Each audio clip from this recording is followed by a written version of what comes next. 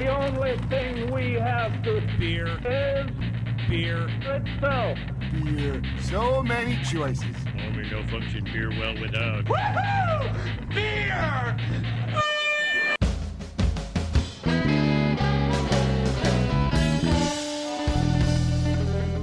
Hello and welcome to another episode of Beer Busters, where we're going to bring you the news and reviews of some wonderful brews. My name is Dan Baker, joined, as always, by my co-host and brewologist, Steph Hefner, and our fermentertainer, Wayne Baker. Now today, we are not just sipping some fine professional brews, but we're going to have some nice home brews because we are on location at the Chester County Homebrew Fest, and we have with us the organizers of the event at the table. So gentlemen, if you wouldn't mind introducing yourselves. Ken DeLeese. Troy Vogt. And Owen Winkler. Owen Winkler. Gentlemen, thank you so much for having us out here.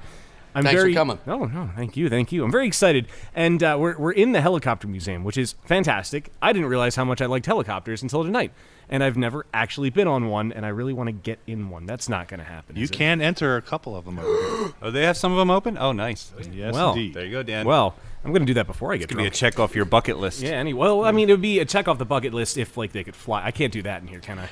Sadly, New meaning to hold my beer. Watch this. I like that. I like that a lot. How many homebrewers are here tonight? By the way, this is the Chester County Homebrew Fest that I we already are at. I already said that. And this is the 5th annual, correct? Yes. 5th annual. We have 14 teams of homebrewers competing. All right. For a total of how many beers? 27. 27 Yes, beers. what she said. I'm a little worried about getting through all 27. Yes. It's a challenge. That's a lot.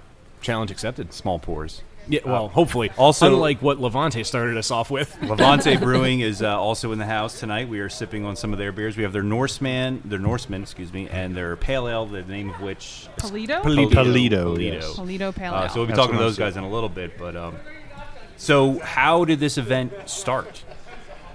I think the origins of this began when Owen, was it 6 years ago now? Yeah, 6 years ago. Invited me to a very similar but little smaller event down in Philly on South Street. Do you remember the name of the people who did that? Yeah, Beer Camp. It was Beer Camp in Philadelphia. Oh. It was just they had decided they wanted a beer camp, and they put together an event like this. And my wife and I were actually brewing at the time, and I asked Ken, hey, you want to come down to this? And we set up, and they had glasses, and we had a good You made time. Dunkelweizen. Yeah, we made the That was Dunkel. good. It was good. We also had the mead, the very first mead. And we didn't win for the Dunkelweizen, but we got the honorable mention for the mead, so they were surprised by that. But it was a good, fun event, and we decided we wanted to... Yeah, it was right next to some Jamaican restaurant on South Street, yeah, right yeah. in the open lot right next to it. Yep. I think I know the restaurant you're talking about. I just can't think of the name. But anyway, that was my first real exposure to home brewing, and I quickly got interested in it after that and started making beers with Owen. But that whole event that night really stuck in my head, and I thought that this was something that we could do out here in Chester County and be successful with. And we're doing it as a fundraiser for the Westchester Elks Lodge, which the three of us are a part of. So you are Elks. We are Elks. All right. Elk Crossing. Do you want to should get talk a sign little for bit that. about what that is and what that means? Oh boy, that's It's a loaded question, isn't it? it is. The Elks are primarily a patriotic nonprofit that does a lot to support our veterans, do a lot to anti-drug campaigns, as well as like helping children with cerebral palsy, really Scholarships. a lot of different Anything in the different things. community where the need's not being met already, we kind of chip in wherever we can. I would say, though, that the veterans is probably the primary drive behind the Elks. Our particular lodge does a lot of stuff for the VA hospital in Coatesville. We have guys that go up there on a regular basis and spend time with the guys who are in the hospital, and we bring them down to our lodge a couple times a year for dinner and some kind of a show, and take them to Reading Phillies games or Blue Rocks games and stuff like that.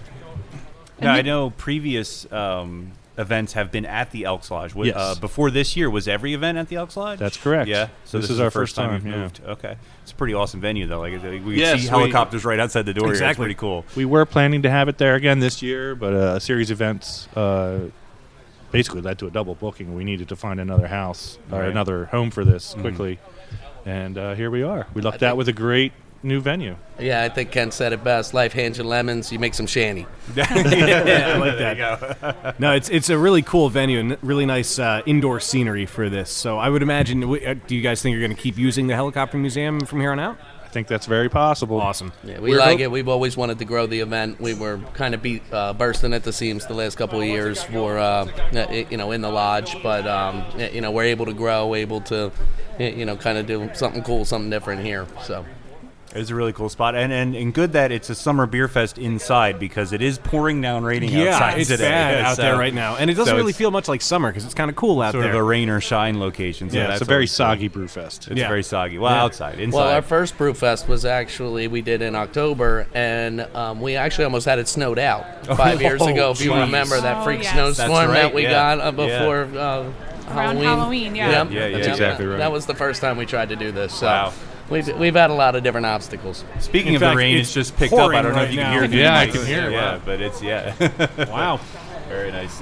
So there's also food and music tonight. So Yes. the food is by a catering company. Cornucopia Catering. Cornucopia Catering. Looks pretty good. It looks very tempting over there. Yeah, Rich was telling me all about it. I'm very excited to go get a plate of it. And then the band is Subterranean Groove Theory. Isn't that their name? Yes. I thought I saw that right. Yeah, they Okay. play down in the Phoenixville area a lot. Cool. We had used Rob Perna band in years past. New venue, switching up to some new music. Yeah. Kind of give it an all new feel. I like the way their music is described as the streamlined rock and reggae with an edgy blues sound, which makes me happy. I Yeah. approve of the name Subterranean Yes. Groove Theory. Yeah, That's a it's cool pretty band. cool. You could use that in the next band or beer. Yeah, because you guys won't remember that. We probably won't. Yeah, because you don't. See, now I'll remember because I said it. Because you said it. Yeah, yes, exactly. yes. No, I'm very excited to try a lot of the beers that are out there. There was a list that came with the awesome pint glasses that we got, but there's a lot that are on here that just look like they're going to be really, really, really good. Have you guys gotten a chance to sample any of them yet? Not a thing. Nothing Not so going into far. it. Okay. All Yeah, right. one. But we Yeah. always try to put together these tasting guides because it really helps the people remember which Yeah. ones they liked. Yeah. Yeah, and because stuff like they're that. voting also. It's not Exactly. just a That's fest, the other it's a thing, too. competition. But I like that the list also has, like, you can have your own rating, which is little pint glasses. Then you'd have notes for it too, so that way you can go around, sample anything, and if you're not drunk enough to, not remember your own handwriting or anything, you can go back and drop remember your chips what was in. You would Yeah. actually be surprised at how often that happens. At the end of the night, my wife is out there and she's with the rating sheet and she's like, "Did I taste that one?" I guess I did. Yeah, I wrote it down. That's actually, you don't see that a lot. I haven't seen that a lot at Homebrew Fest where you actually get a tasting No. sheet. And So I think really ours nice, yeah. is one of the more unique events that's out there because we don't do really commercial beers. You don't come and taste commercial beer, you come and taste homebrew beer. Right, and right. these guys, they pull out all the stops and the creativity when they put these things together. I mean, some of these things, there's crazy beers in this list that I don't even think I've tasted anything like some of these things. What are the prizes? Bragging rights. Yeah. Okay, that's great. No, it's- not much that's a of a pretty good prize. right? We do a plaque. We do three different prizes. We have a People's Choice Award. We have a traditional beer tasting. Best that of goes show. Best of show. Yeah, yeah. And we also this year added in a Brewer's Choice Award Oh, that's because we have a lot of the same brewers coming back and they love trying each other's beers and let them rate each other and a that's little pretty friendly awesome. Yeah, this is our competition. first year letting the brewers make their own pick. so the rule is they can't pick their own beers, course. right? They have to pick someone else's. I would imagine. Yeah, They shouldn't. if they have any honor, yeah. They could, but it's frowned upon, yes. And we're lucky enough to be in the judge's room, so we're going to Yes. get a... I just saw a couple of them arrive, waiting out there patiently. Nice. So how many judges are there? 3. 3 judges? Okay. Yes, 3 That's a good number of well-respected judges. beer judges. Awesome, awesome. It's not the three of you guys, right? No. Completely unqualified. I'm excited to get out there and try everything. Guys, I imagine you have a lot in front of you have to do. Yeah, if I could And- just take 1 second and Please. thank our sponsors that Yes, please. we can't have this event without the generosity of the business community and obviously Levante is our head sponsor here tonight. Please get out there and support them. They're open They have on a great Saturdays tasting room. now. Great guys, great beer. Great guys. Also, Wright's Automotive Group on West Town Road has supported us with Kyle's Auto Tag. Yeah, from year one. In year one, these guys have supported us, so please get out there and support them because we couldn't do it without them. Awesome. Yeah. Thank you guys for coming out. Oh, thank you for Yeah. having us. This is fantastic. Talking We're us up. excited We to be a appreciate part it. of it. Yeah, absolutely. I'm honored to be here, especially in the midst of such great beer people that are out there. That's what I love about the beer. I always say the beer community is great. There's a lot of camaraderie. The guys at Levante are great. Everybody I've ever met that drinks beer supports the homebrewers, so it's great to put it all on show. And the helicopters. Can't Yeah. forget the helicopters. It's very cool. Very cool. Well, guys, thank you so much for jumping on the Thank mic you. with us. Awesome. Thanks, guys. Thank you. Go drink some beer.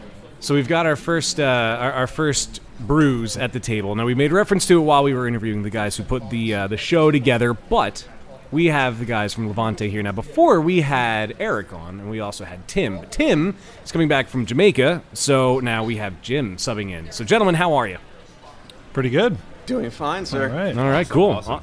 So I have to ask this. How did you guys get involved in the Homebrew Fest? Well, let's see. I guess 2 years ago, they approached us, and they basically knew that we were opening soon, and wanted to get us involved. So we were still homebrewing, in my garage, and he said, "Can you bring a couple sixtels?" And we said, "Sure, we can do this." So we had a couple months, and because you need a little lead time when you're a home brewer still, and we were able to put 3 sixtels together for him and be a sponsor.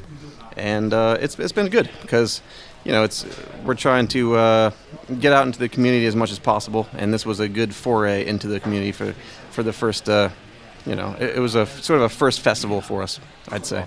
So very cool. Yeah, I like that you guys you're right up front. Like as you come in the door, you come around the corner and boom, there's Levante, and you guys are pouring 2 fantastic beers. I've got the English in my glass, yes, the Norseman, yes. And you've got you've got the pale. So Steph, you have the Norseman also. She is right? the Norseman as well. Yes, I remember really liking the Norseman. When we were there. I mean, I like the pale as well, but I love me some English.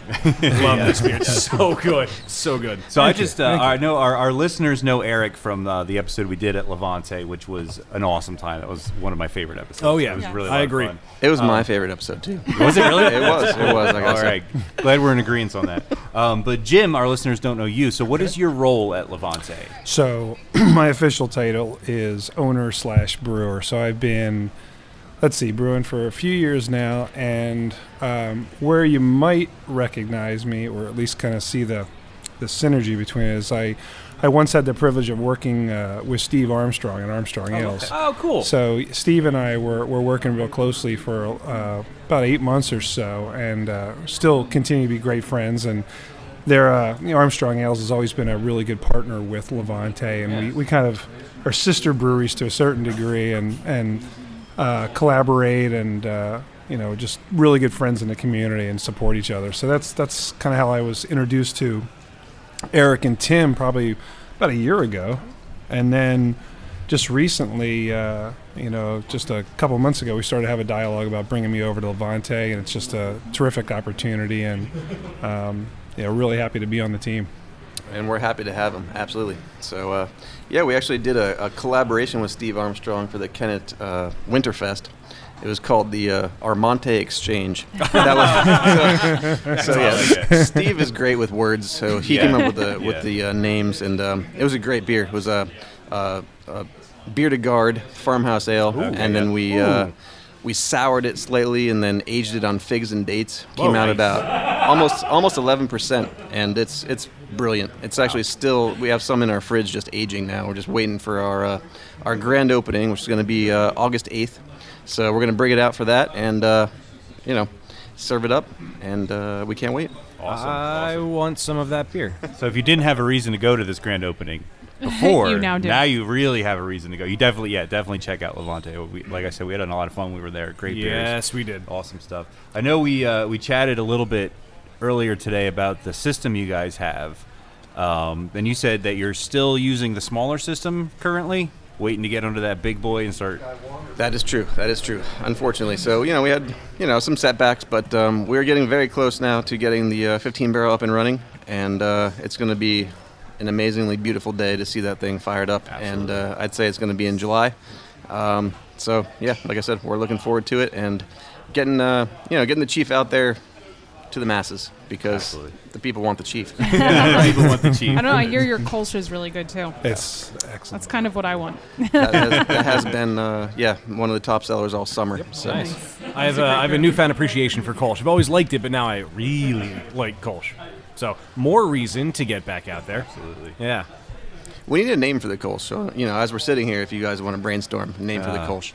You have to come back when we've had something more beer. German and guttural. You know, I'm going to write down name something the that Kolsch. sounds violent when you say it. Yes. By the end of the episode, once we've tried all the homebrews. Kolsch itself kind of sounds violent wrong if you too. say it the right way. That's true. Don't forget the umlaut. Depending on how violent you want to go, you can have like the Klingon Kolsch. We don't want to get How about sued. don't forget the umlaut Kolsch? Don't forget the That's not violent though. No, not really. Unless there's an the way exclamation you at the say end. it. that's Don't true. forget the Don't umlaut. forget the umlaut. What about just umlaut Kolsch? I like it. Umlaut. There you go. Umlaut Kolsch. Umlaut Kolsch. And you must say it like that. You have to order it I that want way, yeah. the umlaut. Or you don't get it. I'll be That's it. back for Kolsch.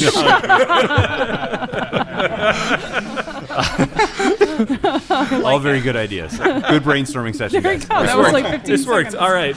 Still swing back after we've had a few more, just in case. Absolutely. Or chances are I'll just go right out to you guys to get more beer later on and tell you the ideas. All right. Fine with me. So how has things been going at the brewery since when we were there? You guys were like just opening up to the public. So has been well received? Things been going well? I know I've been looking on Facebook. It seems like everything's going awesome. Absolutely. So we've been open every Saturday now. We really have a true tap room now, a full bar, and we have 9 beers on tap today, which is a beautiful thing. Wow, And yeah. Every Saturday it's getting bigger and bigger. It's just great to see the new faces. It's really taking off on its own now, and it's just great to see. And people are very interested in our future, and we want to be Westchester's brewery. That's basically our goal. That's exciting. Well, I have to get down and have the Kolsch. Is it still on? It is. All right, It is I on. need to get there. And we actually have a saison as well, which is also very summery and tasty. It's called the Shark Biscuit. Shark biscuit. Where did that name come from? Well, Sounds like there's a story there. yeah. Well, it's a summer beer, right? You know, it's a nice, refreshing summer, almost like spritzer beer, and it's a drier beer. And so a Shark Biscuit, I was just looking for, I don't know, I was brainstorming names, and basically what it is a new surfer. A first-time surfer. I get it now. So there you go, the Very Shark nice. Biscuit. But Did you know? I get to do Did you know now. With all the people worrying about sharks down at the shore, everybody's like taking the footage of them. Sharks only kill like 3 people a year like that. You have to worry about apparently cows are like 20 people a year. Cows kill more people than Snakes are sharks. 50,000 people a Yeah. year. Yeah. Although And then sharks there's- are scarier. they are, yeah. Just in general. They are. Yes. So statistically, Yes. but after Jaws, it resonates in everybody's head that Yep. That's a terrible way to go. You You're need more a- you likely need to a be bigger killed boat. by a hippopotamus. Apparently, they You kill are. like 300 people That's a year. absolutely Yep. true. Yeah. Yep. And a vending machine. But you're more likely to come across a shark where we Here. are in the world Yes. than a hippopotamus. Especially well, not at the specifically Jersey here Shore, because there's I no know. ocean here, but Well, not too yeah. far from here. Not too far from us. More sharks than hippos.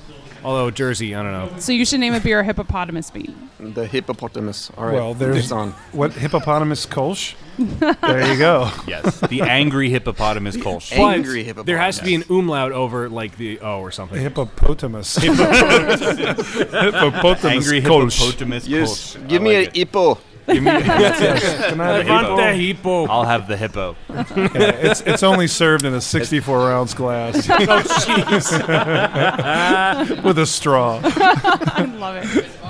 As long as it's a crazy straw, that's what you really need. Yeah, absolutely, absolutely. Yeah. Well, guys, thank you so much for stepping up to the mic with us Thank you. and helping kick this off. I'm glad you guys are part of this, and I love that you're right up front, and I promise you I will be by that stand many times tonight. Yes. So grand opening, August 8th. August 8th. Yes. August Definitely 8th. get out. With- Anything else you guys have coming up you want to go ahead and plug while you're here? Only inside stuff. We can't spread the word. Yeah, it's, Oh, all, okay. it's very So secret. watch. secret. All Very secret stuff. It's all Okay. very secret. Watch their Facebook All right, page and indeed. website. That's Please even do. better. I Things like coming. the intrigue. Yeah, absolutely. And Instagram. We Insta. Yeah. I can't Yeah, forget like the Steph here. Instagrams. Yeah. Steph is- She's all over the Instagram. She's all about the instantly gramming. instantly gramming. It's Instant fun. gramification, if you will. It's where you speak only in hashtags. Yeah, pretty much. Hashtag what? Hashtag Kolsch. Hashtag angry, Kolsch. hashtag hippo. Hashtag umlaut. Umlaut. Kolsch, Hashtag Levante. All you need is hashtag craft beer, and you will get That's true. 3 dozen lot. likes like that. I hashtagged cats and craft beer in one. You wouldn't believe how I think many you just people broke the I internet. broke Instagram. Yeah. I like it. What if you hashtag? We've done that. It's been done. It's like if you Google, it blows up. Yeah, the internet explodes. Yeah. No, they've installed like meta redundancy filters on the internet now, so that kind of thing is okay. Yeah, the elders of the internet learned their lesson. Yeah, because some of them were going like through time. That could Yeah, happen. it was dangerous. That is dangerous. Yes. Oh my. It's going to be one hell of a night. I Yes, can it already is. tell. Well, on that note. Yes. Thank you guys for being part of this, and thank you for coming up to the mic with us tonight. Thank you, guys. And thank you for making awesome beer. Yes, that's it. We can't forget that. Hashtag Umlaut. Well, thank you guys. All right, we've got our first homebrewer stepping up to the table tonight. We have Mark Ross. Mark, how are you? Good, I'm doing great. Thanks. Good. Yeah, thanks for coming up to the table with us. Now, you have a couple of beers that are with you, and you no longer have your keys. I believe my wife is just taking my keys. There's a quick run-by key theft that just happened. Which is I don't know. And you were so cool about it, too. Yeah, it's like whatever. Well, you kind of have to be. Yeah, You just sort of have to, you know. When you're not the boss anymore. Then, Yeah. So how long have you been homebrewing, Mark? about 5 or 6 years. Yeah. All right. Cool. And you Yeah. have with you the local pale ale and the Black Dog Cream Stout. Now, are these some of your original ones, like from way back when, or are these like newer recipes that you've had? Well, the local pale ale is a recipe that I found a local homebrewers association did something called a Regal Pale Ale, and I sort of made it a little bit, with my own signature to that, which is basically like pale and crystal malts that I brewed together and cascade hops in the brewing process. I did the mashing process for a little bit longer than normal, and the mashing process is where you take the grains and you put them in, you put your heated water into the mash tun, and it draws the sugars out that you use for fermentation. So I did more of a 2-hour mash than a 1 hour, which sort of drew more sugars out, and threw the cascades in there, and it brewed up pretty well. And then I actually had grown some hops in my backyard. Got these hops online. They came to my house. I wasn't really sure about them, and they just took off the first year. And normally that doesn't happen. Normally it takes them a couple of years to really get going, but I guess they were from a good farm because they just started going. And last July I had a good harvest of like close to an ounce, which is excellent for the first year, you know. So I took those and dried them out and threw them in the what they call the secondary fermentation, which is after all the fermentation is done, you just rack your beer and you store it in a glass carboy for 2 months, 3 months, or whatever. So part of that, you just throw in the dry hops, and that's called dry hopping. And so I took the Chinook hops that I grew in the backyard, about ½ ounce, 3/4 of an ounce, and threw them in there for 3 weeks, and then kegged it and just kind of left it alone. I think a lot of this process is really you just do everything as part of the brew day or the transfer and everything like that, and then beyond that, the aging is really really good. I've had beers that taste not as hot, and then you give them a couple more months in the keg or go in, and they really start to come around. The flavors really start to blend pretty well. Absolutely. It's all about patience, yes. Yeah. What I like about the pale ale is that the hop character isn't super intense. It is nice and subtle, and it's kind of easy drinking, and it's a good summer beer. You get the sweetness up front, but it's not cloying, it doesn't stick with you. And there's this nice touch of like lemon and herbalness in the finish that's very pleasant. It's nice. And that's the aroma from the Chinooks that are in there. I'm not really, my style. Oh, we get a good. Yeah, that was good. That was good. That's a good ooh. That's a good ooh. Yeah, I just took the first sip of it. Yeah, it's got it's like Wayne said, the hop character it's there, but it's not like there. And then you get the nice. It's got something in the back end to help kind of clean it up. I think the malt comes in at the end. Yeah, it's a nice little malt character at the end. Yeah, it really is. They sort of complement each other as you're finishing it up. But sorry, Wayne, I finished it. Sorry, there's plenty more over there. All right, let's come back to more. Yeah. There's plenty of beer here, Dan. Yeah. We're not going to run out. We've got many gallons between all of us. Yeah, but the thing about that is my style is I don't like to drink beers that are too hoppy. So if you give me an IPA. It's a little too much for me. I'd like to also kind of taste the malts in there too, or sort of dial back the hops a bit, and I think that's what this beer does. Yeah, A lot of people are so IPA, double IPA that it's nice to sort of draw back from that. Even the pale ale style has kind of become just a lighter IPA. It really has. It really has. It's really nice to get back to actually the pale ale, and then you're like, was that a little hop at the end? Cool, that's great. I mean, there's other flavors out there besides the hops, which I think a lot of people need to understand. Exactly, I completely agree with that. Yeah. Speaking of other flavors, your other beer is your Black Dog Cream Stout. Yes, I have to try this. So what's this? Oh wow! Yeah. What's the story behind this one? The Black Dog Cream Stout's got a lot going on. It has the sweetness. I put a pound of lactose sugar in there, which is unfermentable sugar, and so you feel a little bit of that. But somehow it got a little bitter towards the end there. That you sort of taste. So it's sweet that sort of turns to bitter. It aged for 6 months. I brewed it in early January. It's good beer. It's my first fully all grain batch that I brewed, so it's still a learning process where I'm making that transition, and it's good in the style, and I want to revisit the recipe and do a little more with it, But I used sort of a a stronger hop that came in as my bitter hop. I use the Tetnang hops, which are the Tets are good. And they're normally used in like a really hoppy beer. But I figured because I was aging it for 6 months, over a certain time, the first thing to fall out when you age over a period of 5-6 months is that those hops sort of diminish and everything. The Tets did not. They're in there. You can sort of taste it as the bittering at the very, very end. It is sort of it's a sort of unexpected bitterness in that. It really is. Nice. And so a lot of people think of the cream stout, and sometimes you brew this and you're like, well, let's see what happens. As part of the learning process, and you're like, all right, well, I taste the cream, and then you got a little bitterness in there too. Whatever, we'll sort of turn that down next time. But it's a good batch, Yeah, absolutely. I like the flavor journey it goes on because you really start off with that sweetness. It's there. It's like. It's super sweet, but not in like a puckery kind of bad way. Like it's right there. It's like there's the sugar you put in, and then it calms down, and then you get that bitterness. You get the hop bitterness. The very end, you're finished up. You're like, hey, what just happened? Yeah, the very end, right there. Yeah. Something came up at the end there. Yeah. No, I like it. It's a nice complex flavor that you don't really get out of stouts. It's a good first go for an all grain. Yeah, absolutely. Yeah. I mean, and then the pale ale was the second go at the all grain. So I'm like, I'm headed in the right direction. I'm getting there. Right. It's just a couple things here and there to tweak it, but it's good. I'm proud of every beer I brew, honestly. Good. So, I like that. Yeah. I mean, if these two are any indication, you have every right to be. Yeah. Thanks, so guys. have you been in the Chester County competition in previous years, or is this your first time here? No, I've been here since 2011 or 12. I believe it was 2012. Okay. That was my first year. 2011 was the first year of the event. Right. And so that year, the first year I came in, I did a great batch. That was a mix of extract and all grain. So you sort of steep the grains as part of when you first heat up the water, you steep the grains, get the specialty grain flavor, and then you add all of the malts and everything. My goal with that beer, the first year, was to create a clone of Fat Tire. If you ever had Fat Tire, So I mean, Fat Tire wasn't distributed around here. That you can get in Delaware, you can get up north. You can't get it right here because there's so many local it's breweries. The weird bubble of Pennsylvania. It's the weird where there's they're so much. They're distributing to PA now. Are they New really? Belgium is in PA now. Wow. Yeah. Where? Tell me, I'll go get it. Want to run right out there. Yeah. So it ended up being an American Amber, which is similar in the style of Fat Tire. Now that beer, the first year, won first place People's Choice and second place Judge's Choice. Oh, right. That year. Cool. Yeah. And then the year after that, I brewed a Scottish Ale, and the year after that, I brewed an ESB. Oh. And I like me some ESBs. Yeah, me too. Yeah. And so, it's fun. It's some styles I'll revisit, like the American Amber that I did, the Fat Tire style. I've come back and sort of like played around with it a little bit, and sometimes I just want to go off and say, hey, look, I never brewed a cream stout, so we're going to go for it. We're going to do it. Yeah, why not? I actually had a really good one back at the Kennett Brew Fest last October. Bells did a cream stout. Fantastic, and it just inspired me to be like, okay, I need to brew in this style. Forget about the style.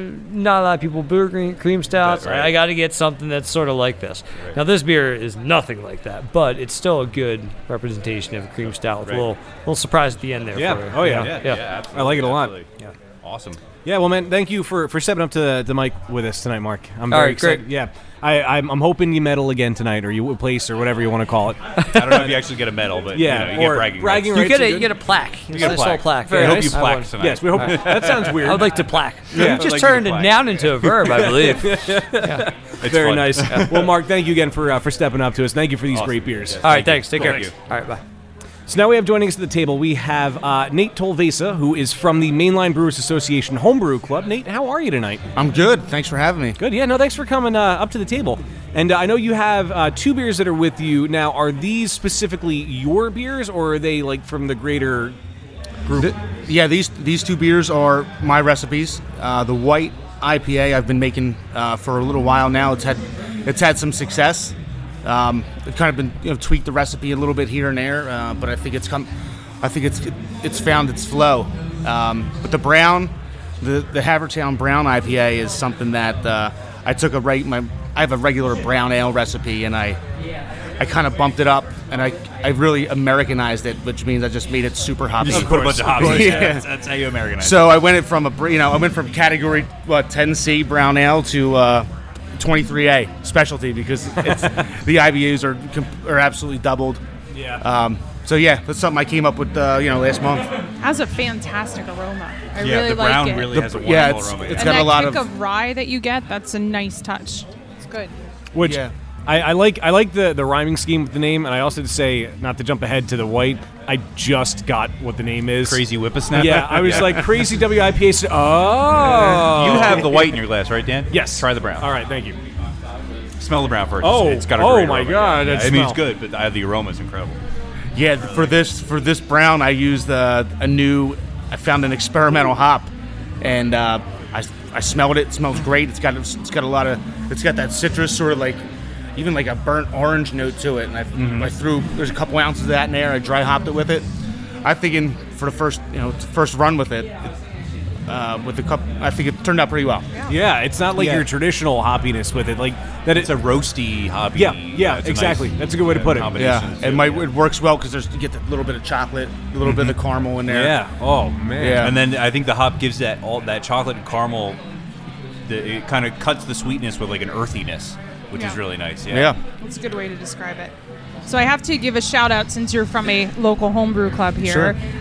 You are with the Mainline Brewers Association, and Yes. you guys meet the first Thursday of the month at Iron Hill in Ardmore, Yes, right? that's correct. And you're open to the public. Anyone can come. Absolutely. Yeah, anybody can stop by. I'm the current president of the club. We have yearly, we set up a schedule. If you look on the website, we have events, we have lectures, we have it's funny, in July we have one of the owners of Levante Brewing coming in and giving us, just talking to us about starting up and how he did it, and a lot of guys are interested in that process. So, but yeah, we have inter-club competitions. Everything's on the website, and yeah, we gladly accept. Come by, check it out. There's no obligation to be a member. If you just want to talk beer, share some of your homebrew, and get some constructive criticism or just feedback. Everyone brings beer, we all make homebrew, so it's not always good. Sometimes it is, sometimes it's not, and we'd like to give notes. We have a lot of good brewers in the club. Good. Yeah. It's good to have a homebrew club where everybody's not just like patting each other on the back. Yeah. People aren't afraid to say, "Hey, something's a little off with this or something," or "You should do this or that." Yeah. Usually you'll find that people say, "Hey, there's something in the back end. What do you think it is?"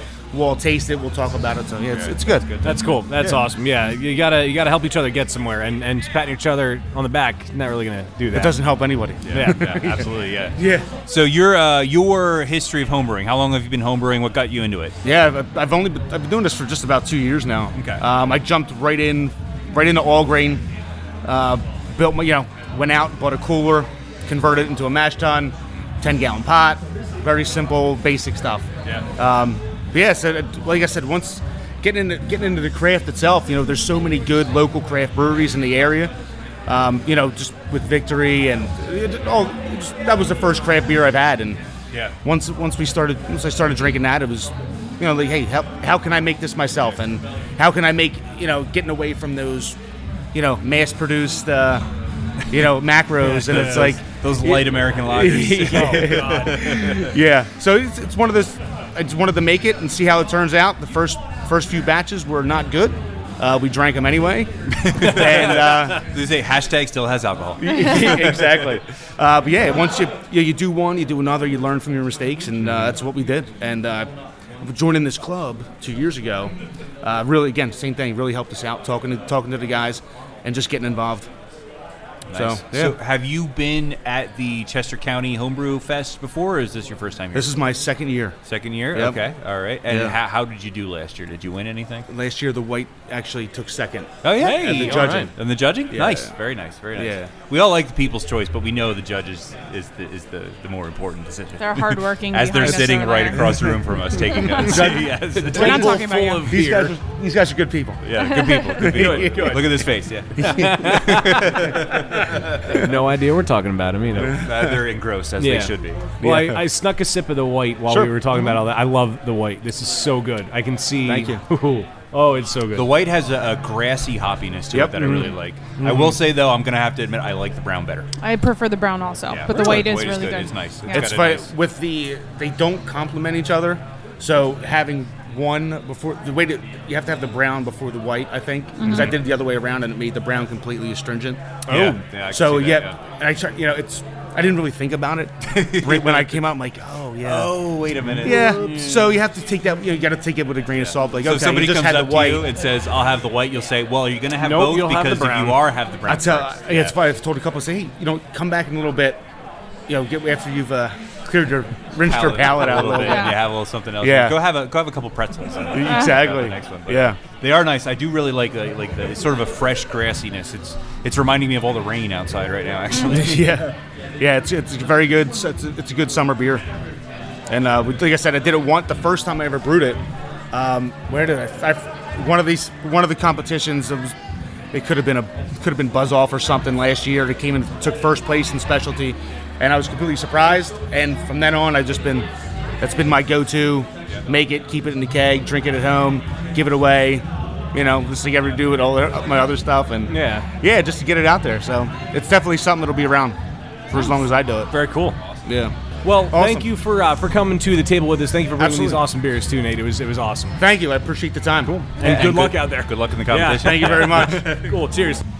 All right, so we have somebody else joining us at the table now. We have Lauren from Cool Cat Brewing. Lauren, how are you? I'm pretty good. Yeah, this is a great event. Yeah, so far it seems like they just the band sounds pretty good, which I'm sure everybody can hear in the background and has for a little bit. They just covered a song that I love dearly and didn't do a bad job with Yeah, it, it which was is great. awesome. Yeah, Food's it was very good, cool. beer's good. I'm very excited to try the Belgian cherry tart you have with. Do you have a name for it, or you just call it your Belgian cherry tart? We aren't that creative in terms of names. No worries. I love the honesty. Yeah, we'll work on that for next year. Okay, all right. No, I'm very excited. I saw that on the list as one of the, just going over it. I think that's one of the ones I'm more excited to try, and it got an ooh out of It's Steph. really good. Yeah. It's like cherry pie cherries. Yeah. Ooh, yeah. oh, that smells fantastic. It's reminiscent of the one we had at Golden Avalanche. Yes. They're, His Belgian triple with cherries. with Triple the cherry. 7 was it? Yeah. Or I forget. Something like Jackpot that. something or other. Anyway, Colin tangent. is really screaming at his good. phone right now. Tangent. Like I told you what it was. Yeah. Anyway. But Wow. really good. The cherry flavor is really nice. Absolutely. Awesome. Yeah, Really. thank you. It's intense, but not too much. At the same time, like So it's you- intense, but it's good. You yeah. use cherry juice? Yeah, we use 100% cherry juice. So we actually did, I think it's about 72 ounces for a 5-gallon batch. And we did that just a couple days ago. So we just did it directly, transferred the beer over and added it directly to the keg. And Oh, so you get- add it to the finished beer. Nice. Yes. Right, which is why it's coming so strong. Yeah. Yeah, so it doesn't get fermented really. But luckily with the cherry, it's not. It doesn't have a lot of sugar, so it's still a little dry, but you get a lot of the cherry flavor. Yeah. Comes off pretty fresh. It really does. It adds a nice little character to it. Because a lot of times you get the cherry ones that are like, it's kind of like, oh, you tried. That's nice. No, but this is like, it's right there. It's done very well. Very bold cherry Yeah, flavor it's now. bold, bold and beautiful. Awesome. So That's great to hear. Is this a beer you've done before? Have you done the base beer before, and the cherries is new, or? Yeah, we did a couple cherry variations. We did more of like an American blonde with the cherry, and then Okay. decided to change it up with the Belgian. Do a little bit more Belgian character, get some of those phenolics and the yeast character out there, and then kind of did the same process we've done with the cherry beers in the past, but focus Okay. on a Belgian style. So the this time. cherry has been a consistent Yes, element, that's been but pretty the base consistent. beer has changed. Yep. Okay. I think we added more cherry to this one, so you get Okay. even more. You get even more of that. Yeah. Yeah. We were- I think the Belgian is a good base to give it that sort of cherry pie. you Yep. know, I agree. yeah, type of flavor, Absolutely. yeah. Yeah, I see you have a brewing partner here. Yeah, so Bruce we brew together. He's actually at the Fancy Food Show right now up in New York. So with another project, so he couldn't make it tonight, but I'm here. I'll be going to the Fancy Food Show on Monday, so I'm That's excited really though. But yeah, Is this your first time at the Homebrew Fest here? this is our. We've been doing it every year, so Oh, cool. it's either third or fourth. I forget how many years this is going on, but 5, yeah. I think. Yeah, I think it's a 5. Well, Yeah, 5 separate. I guess Yes, so. yes. 3, 4, 5. HBF 5. 3, because 4, that's nice. what one of them signed the tablecloth with. Oh, yeah, yes. How have you fared in the previous years? Did you guys? Yeah, we actually, I think we got fan favorite last year Oh, very with cool. our American Cherry Blonde. So I was gonna say there was cherries in that one, right? yeah, Of course. Yep. Yep. So maybe I'm seeing we'll a fare as theme well. here. There's yeah. a theme here. Yeah, so we- do you brew beers without cherries? Or is Every cherry once in a while. every once in a while? Yeah. So cherry's like your thing. That's Yep. that's cool. That's cool. We figured it was for summer. It's a nice. Everybody needs an angle. We wanted something nice and fruity, but a little bit more different than just Yeah. the standard fruit beers. So, Nice. yeah. Yeah, it's bold flavor, nice Belgian body, but still very drinkable. Yeah, and it good gets for the summer, Belgian yeah. backbone out very, very, very well. Awesome. This is really good. I suspect I this like one it. will do well tonight. I Awesome. suspect Thanks. as much as well. It's been one of my Good to favorites so hear. far. Yeah. Yeah. Great. Very Oh, good, that's very so good. We good. do have chips. That's true. We do are. have We chips. can Oh, vote. yeah, that's we right. can vote. Ooh. Yeah. Oh. Or we can sell them.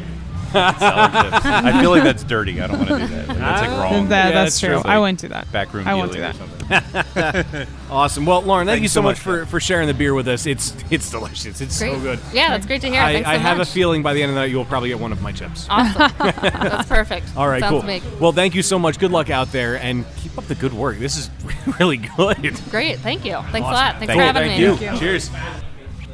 So we've got joining us now another of the homebrewers that are here pouring some of their delicious beers. We have Jason Sturgeon. Jason, how are you tonight? I'm fine. How are you doing? Good, good. Thank you. Thanks for coming up to the table, and I'm excited for what you have to pour here. I was actually, when I was looking through the list of beers that are going to be here, I was very excited about this because I'm not sure I've ever had a homebrew Oktoberfest before. Yes, you have. But I don't think I've had at a festival a homebrew Oktoberfest. So we've got the June Bug that you have with. So what's the story behind June Bug? Well, the June Bug is a bit of a hybrid beer. It's actually more in the category of a Rausch beer, a specialty Rausch beer. But the root style on that is a Marzen, which is a Oktoberfest style beer. So it's lagered. It's a pretty mild lager. And I actually used another, which is like a sort of a third part to this, is a traditional way of making the brewing liquor with juniper berries. And so that helps with the pH of the brewing liquor. It also adds a little bit of balance in there with the hops. So using the juniper berries in that, and then using the Rausch malt as 20% of the malt bill, helps give the lager a smoothness and a richness that really comes through in the malt. Mostly the smoky nose that it will have, but then also a nice lingering smoky flavor, almost like a Gouda cheese. Yeah, it's got great smokiness. It's got the crispness of a lager, but it also has, like you said, that sort of lingering, nice little sort of, it leaves behind, not a bad lingering, but it leaves behind a nice little satisfying roastiness. Yeah. It's almost like a sweet smokiness. I like it. That's a good way to put it, yeah.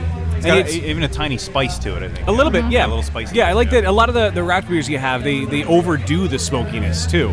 Right. And this certainly does not. It's there, but it doesn't overstay its welcome. It's not a direct mainline injection of bacon, like some Rauch beers. Right, could be. right. Yeah, no, but the smokiness adds a lot to it. You get the juniper a little bit then in it too, which they complement each other in a way I would not have thought they would, which is fantastic. I really like this. Good. I'm glad. Yeah, it's very well balanced. You've been brewing for quite some time too, haven't you? I have, yeah. I'm a home brewer of about 12 years. Wow. Since I did my first home brew. I only moved to all grain brewing about 3 years ago, and you never look back once you go all grain. There's so much more you can do with the creativity.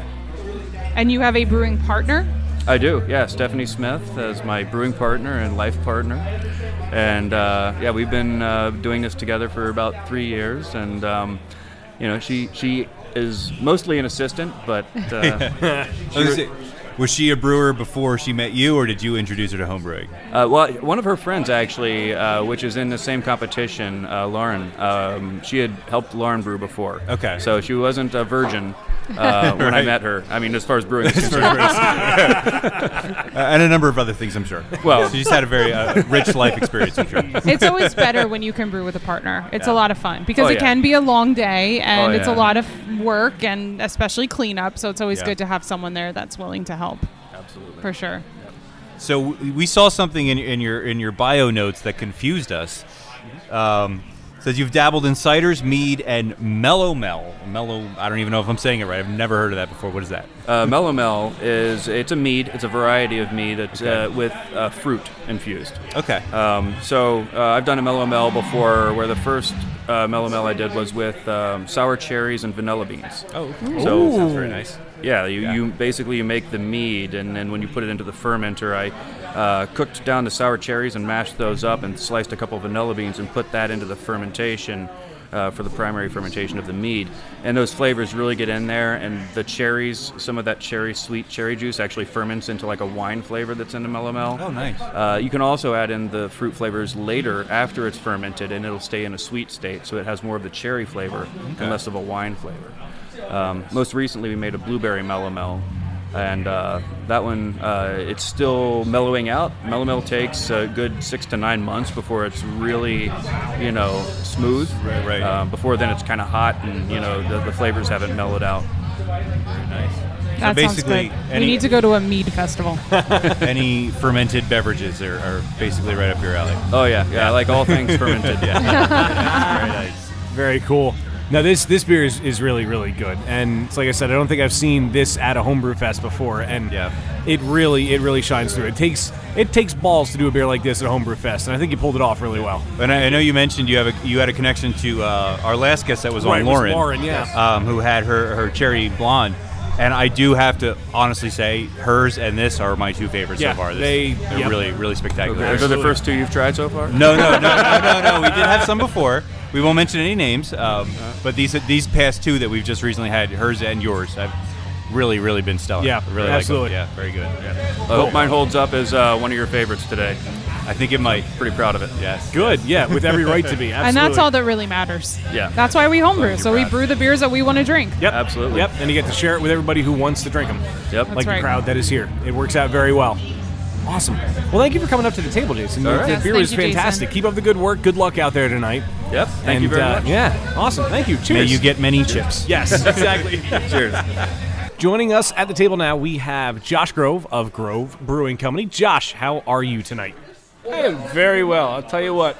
I just finished up work yesterday, and I'm going on a 2-week vacation starting tomorrow night. Oh, very nice. Where are you going? This is Ocracoke, North Carolina. All right. So this is basically just kicking everything off for me. That's awesome. It's a good way to start it. I'll tell you. It's a very good way to start it. Now, I know you've got two beers that are with you today. You've got the Belgian Double, the Abbey Someone, and the Bigger Boat Double IPA.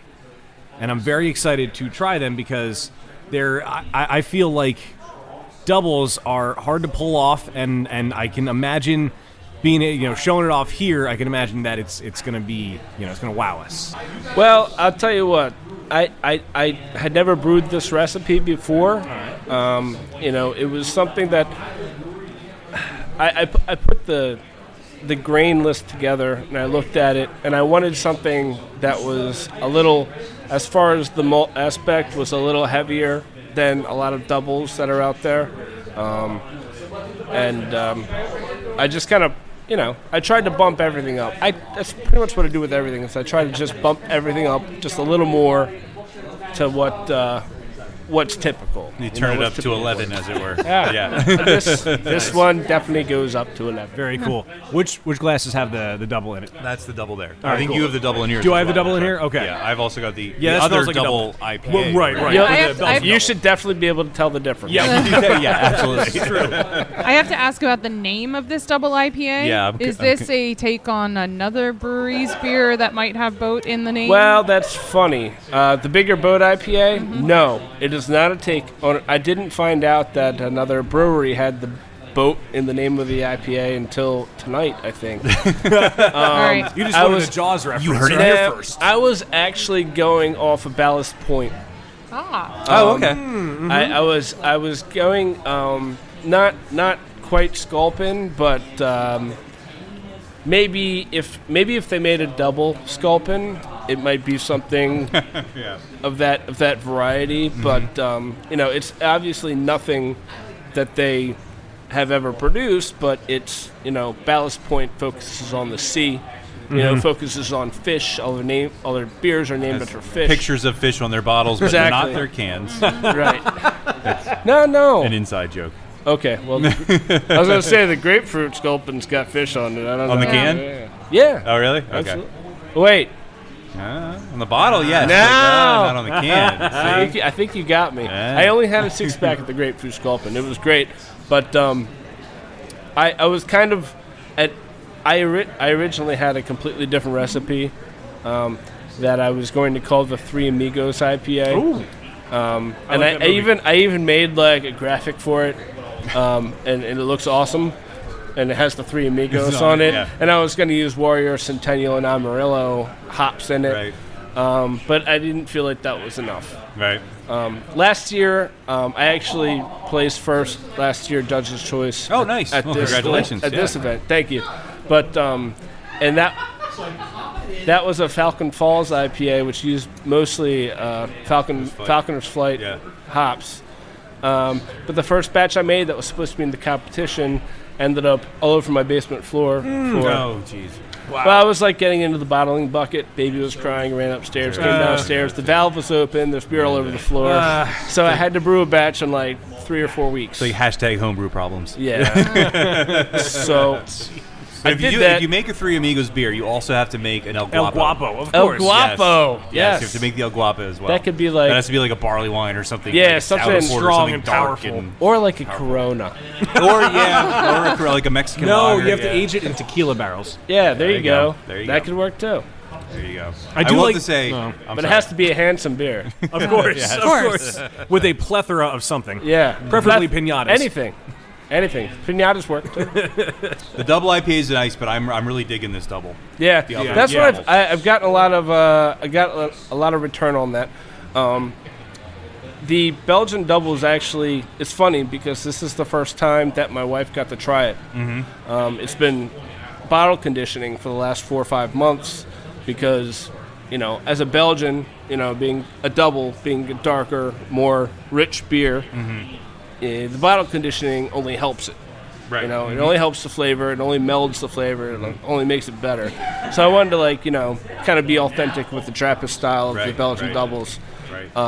So I started with the Belgian double, and that I wasn't even planning on entering the Belgian double, but I bottled it up, and I thought about Homebrew Fest, and I was like, I kind of want to do two beers this year. Yeah. Yeah, why not? And I was like, well, I got this Belgian double already sitting in bottles. Why don't I just go ahead and crack it open? Why don't I just use that? How long have they been conditioning, you said? About 4 or 5 months. 4 or 5 I months. had 3 extra over Okay. 2 cases, and I tried 1 each month. Okay. So the last time I had the double before tonight was the 4th of June. Because the only thing I would say, I think I'd prefer it if it dried up a little bit more. Yeah. See, I like it the way it is. I really, really like it. But it's pretty solid. Well, yeah, and that's basically what kind of beer you like, Yeah. Which is what it's all about, really. Yeah, I haven't tried the double IPA yet. Can I grab some of that? Finished it. Do you have any left? So what are you taking with on your vacation? None of this, unless I have any 10% leftover. Labatt's? Well, I'll tell you what. I'm taking. No, I'm not taking any Labatt's. But I brewed a beer called Sriracha Beach, which uses Sriracha hops and a couple other Wakatu hops, and it's basically it's like 5.6%, nice, easy drinking pale ale. And then I brewed a session IPA called Surf Session IPA, which uses, I believe, Nugget, Yarillo, and Calypso hops. And then I think I dry hopped with Little Amarillo. I would have to look at the recipe that I have to know exactly, but basically that's 4.7%. So when I'm going on vacation, I'm not trying to get obliterated. Yeah, then I have a 12-pack of Belgian Blonde that I brewed that's about 6.5%. So that's if I'm in the evening feeling I just kind of want to... You have the whole day planned. Yeah. And then the late evening is when you break out the El Guapo. No. It's like 14, right? It's actually called Departure. Okay. It's a Belgian ale called Departure. I ended up using a yeast I had never used before. Okay. And it seriously dropped down from 1.0, I don't remember what it was, 7.8 or something. And I expected it to stop about 1.010, which is normal for a beer. But it went to 0.04. And it was like still going. Yeah. So I was like, halt the process, get this thing into secondary now, because this thing needs to stop fermenting now. Right, yeah. Or else it's not going to have any flavor at all, you know? So that's Departure, and it turned out phenomenal. So Belgians are kind of your wheelhouse. I love Belgians, and I love big IPAs. Yeah. That's there pretty you much go. As represented on the my table here. my bread and butter. You know that I took some of that. I got a sip of the bigger boat while you were saying that. That's great. All right, so now which one do you like more? Oh God, I don't know. I still like the double. I mean, they're both really good. I mean, you have it's apples and oranges at that point. It is. I mean, they're two totally different things. The Belgian double is really true to style, and I like the way it finishes with it because the flavor kind of stays a little bit, and you get the heat off of it. but not in like an overpowering way. And then with the bigger boat, you have, the hoppiness, the hop bitterness is there, but that doesn't overstay its welcome. And there's a really nice sweetness that cleans it up, which really rounds out both of them round out their flavors very, very well. The double IPA ended up with a very nice, smooth bitterness. Yeah. Oh, yeah. That doesn't finish harsh at all. That's a really and nice a lot of my friends who do not like hoppy beers like that beer. Yeah. That are here right now. They're like, well, I don't really like hoppy beers, but I like this. You know? And I'm like, well, it's 90 IBUs, so it's pretty much a hoppy beer. Yeah. I don't know what to tell you. No, it's really good. You did something right then. No, I like them both. I mean, great work. Holy crap. It's Thank fantastic. you. I appreciate it. Oh, my God. Thank you so much for coming to the table for us, Josh. I'm bringing these with. These are great, and I have a feeling you will fare well tonight. Great. Yeah. And, of course, you're kicking on your vacation, which is even better. Oh, so much better. Good luck tonight, and have a very have a lovely great trip. vacation. Awesome. Yeah. Thank you so much. Cool. Thank you. Cheers. Take care. All right, so now stepping up to the table, we have Bob Pays, as we just learned how to correctly pronounce his name, from Landlocked Brewery. Bob, how are you? Great. How are you? Doing fantastic. And I'm very excited to drink the pale ale you have with you. I have to ask, where did the name Floater Pale Ale come from? Well, I actually get a lot of my inspiration from surfing. The whole idea of this fictitious brewery called Landlocked Brewery is because I'm from New Jersey. I moved here about 7-8 years ago. And now there's nothing. Exactly. There's no surfing to be done except for when I go home. So when I had to decide a different brewery to make, I just figured Landlocked had a nice ring to it. Yeah, I like it. It gets the job done, and it's better because there's a personal level with it then, Absolutely. too. It's like, God damn it, get me back to the water. We heard some surfer slang earlier today. We learned shark biscuit. Shark biscuit, yes. sure. Never heard that one before. You don't want to be that. No, apparently not. Does not sound good. What's the story behind the float? That sounded wrong. What's the story behind the beer? I'm not going to say the floater. Well, when I design beers, I look at it in a couple different levels. Sometimes I say, okay, here's a very popular move in surfing culture, called the floater. What would that beer taste like? Other times I've taken ingredients that have terms that fit into the surfing culture, like a pearl hop, for example, matching the pearl of a wave. And I'll go from there and say, hey, this could be a Red Dawn kind of morning surfing session where I'm trying to describe a wave. It just kind of helps me be different in the fact that I'm trying to sometimes go after ingredients and build a beer around it. And other times I'm just saying, hey, this is my experience. This is what I've done surfing. If I were to describe a floater as a beer, how do I make it? And that's where Floater Pale Ale comes from. I like the description I have ongoing is... to the fact that you kind of, you're on this wave, you're jumping up over the white water, you're floating high on the white water before you dive back into the heart of the wave. And for me, that fits a beer perfectly. The floater part of it is kind of the entrance to the beer. You got the foamy head. It's hitting you with the citrus hops or anything tropical. And then before you know it, you're back down and you're in the heart of the wave, and that's where the hops come in, the bitterness comes in. Mm-hmm. And it's just a, kind of a play on a really original surfing move. I like it. I also like that you said design the beer. I've never heard anybody say that. That's really cool. I have a 13-month-old, so I don't get to brew as much as I'd like to, okay? So what I find helps me is I can sit down and conceptualize, a recipe or a beer over and over again. And sometimes I'll overdo it to the point where I need to back off and stop nuancing it so much. And other times I come up with so many ideas that it branches off into different brands of beer, all with the same general theme. So what I've done for, again, my fictitious kind of landlocked brewery, should it ever come to fruition, is I have a base few beers that have shared similarities in the surfing culture, but then eventually branch off. And I've also gotten into the snowboarding side, if you will, which I would call seasonals. I was if it gonna ever say, you have happens. your surfing seasonals right. for the summer. When and you're in Pennsylvania, you can certainly shoot up to a mountain anytime. Absolutely. So I have some ideas like that. And again, for me, it's just about, I live in the shadow of Victory, which is one of the greatest breweries I've ever tasted. Oh, yeah. Bar none, their stuff from top beer to bottom beer, even if they're the worst beer to me, they're just so consistently good. Mm-hmm. I'm not going to sit here egotistically and say, hey, I want to open a brewery like everybody else. Mm-hmm. But what I can do is sit here and say, what would make me a little bit different? And the thing that makes me different is sometimes I will go after the ingredient first and build the beer around it. I have sat with many of my friends who are home brewers, and the first thing they do when they look at a recipe is say, oh, that hop shouldn't be here, it should be there. And I say, that's exactly why I'm different than you. I'm willing to do that, try it out, and just go a little different route. Yeah, you never know until you try. Absolutely. Yeah, and I think as a home brewer as opposed to commercial brewer, you have that leeway to experiment. Absolutely. Because your beer turns out like shit, so it's your beer. It doesn't matter, The only thing I wish I could do is brew the same beer more times over and over again. Right. I sit here at this competition right now, and I tell you, 3 months ago, I brewed a single IPA. It was just Simcoe and Warrior hops, which was probably the best thing I ever brewed. All my friends said, why aren't you brewing that for the competition? I said, it's not about that right now. For me, it's about the creativity. Yeah. I need to brew something different. This is the third rendition of the Pale Ale, and I'll be honest with you right now, it's still not where I want it to be. It doesn't fit the description in my mind of how it's supposed to be. There's different dryness scales and sweetness scales, and I'm still trying to find that perfect balance. If I were to be honest, I'd say it came out more bitter than I thought it was supposed to be. I'm still very proud of it. I think it's a great beer. I think I could put it against most beers.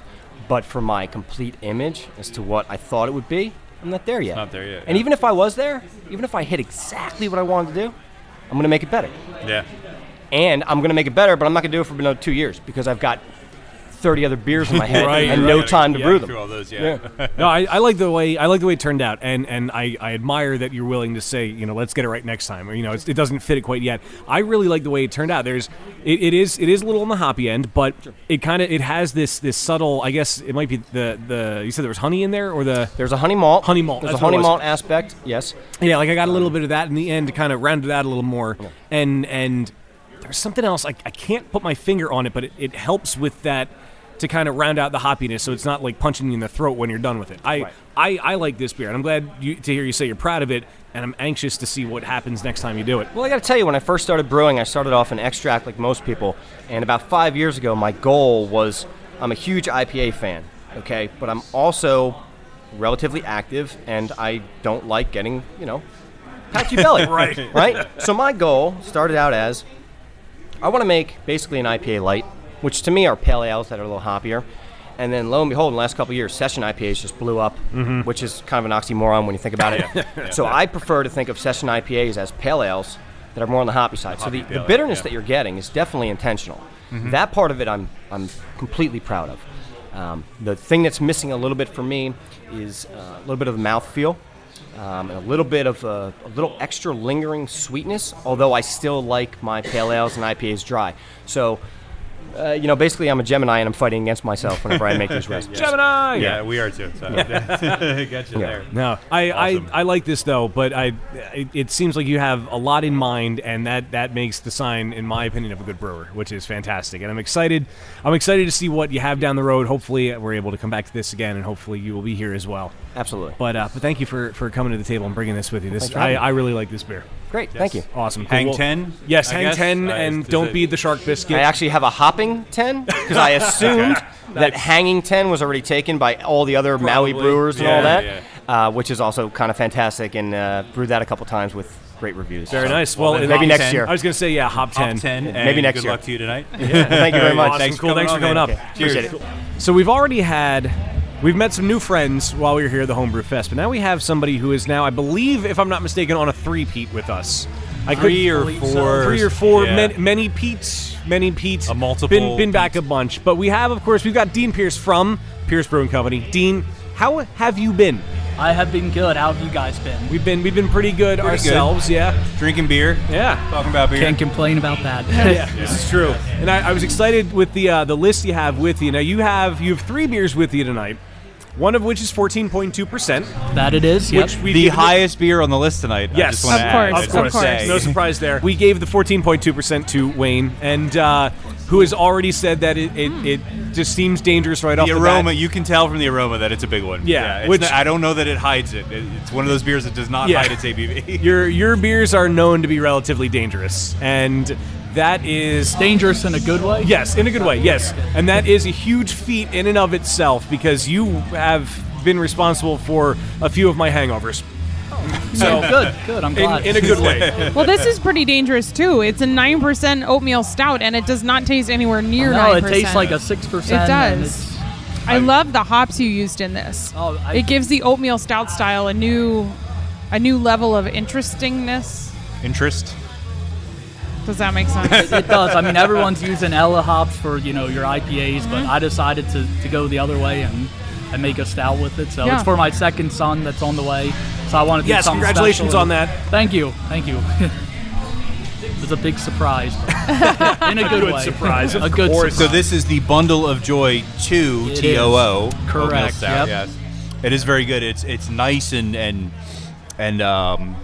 what's the word I'm looking for? Like chewy, hearty and chewy and satisfying. And bitter. But you get like hoppy bitterness, you get dark malt bitterness, and it works. Yeah. You wouldn't think it would, but it does. And I know you said that it kind of hides its alcohol level, but I think in the end, I'm getting like an aftertaste. Like I get like that sort of after breath of heat where I'm like, wait a minute. There was a lot of alcohol in that. Maybe not so much in the flavor, but you can kind of feel it afterwards. Yeah. Like, wait, there was something there.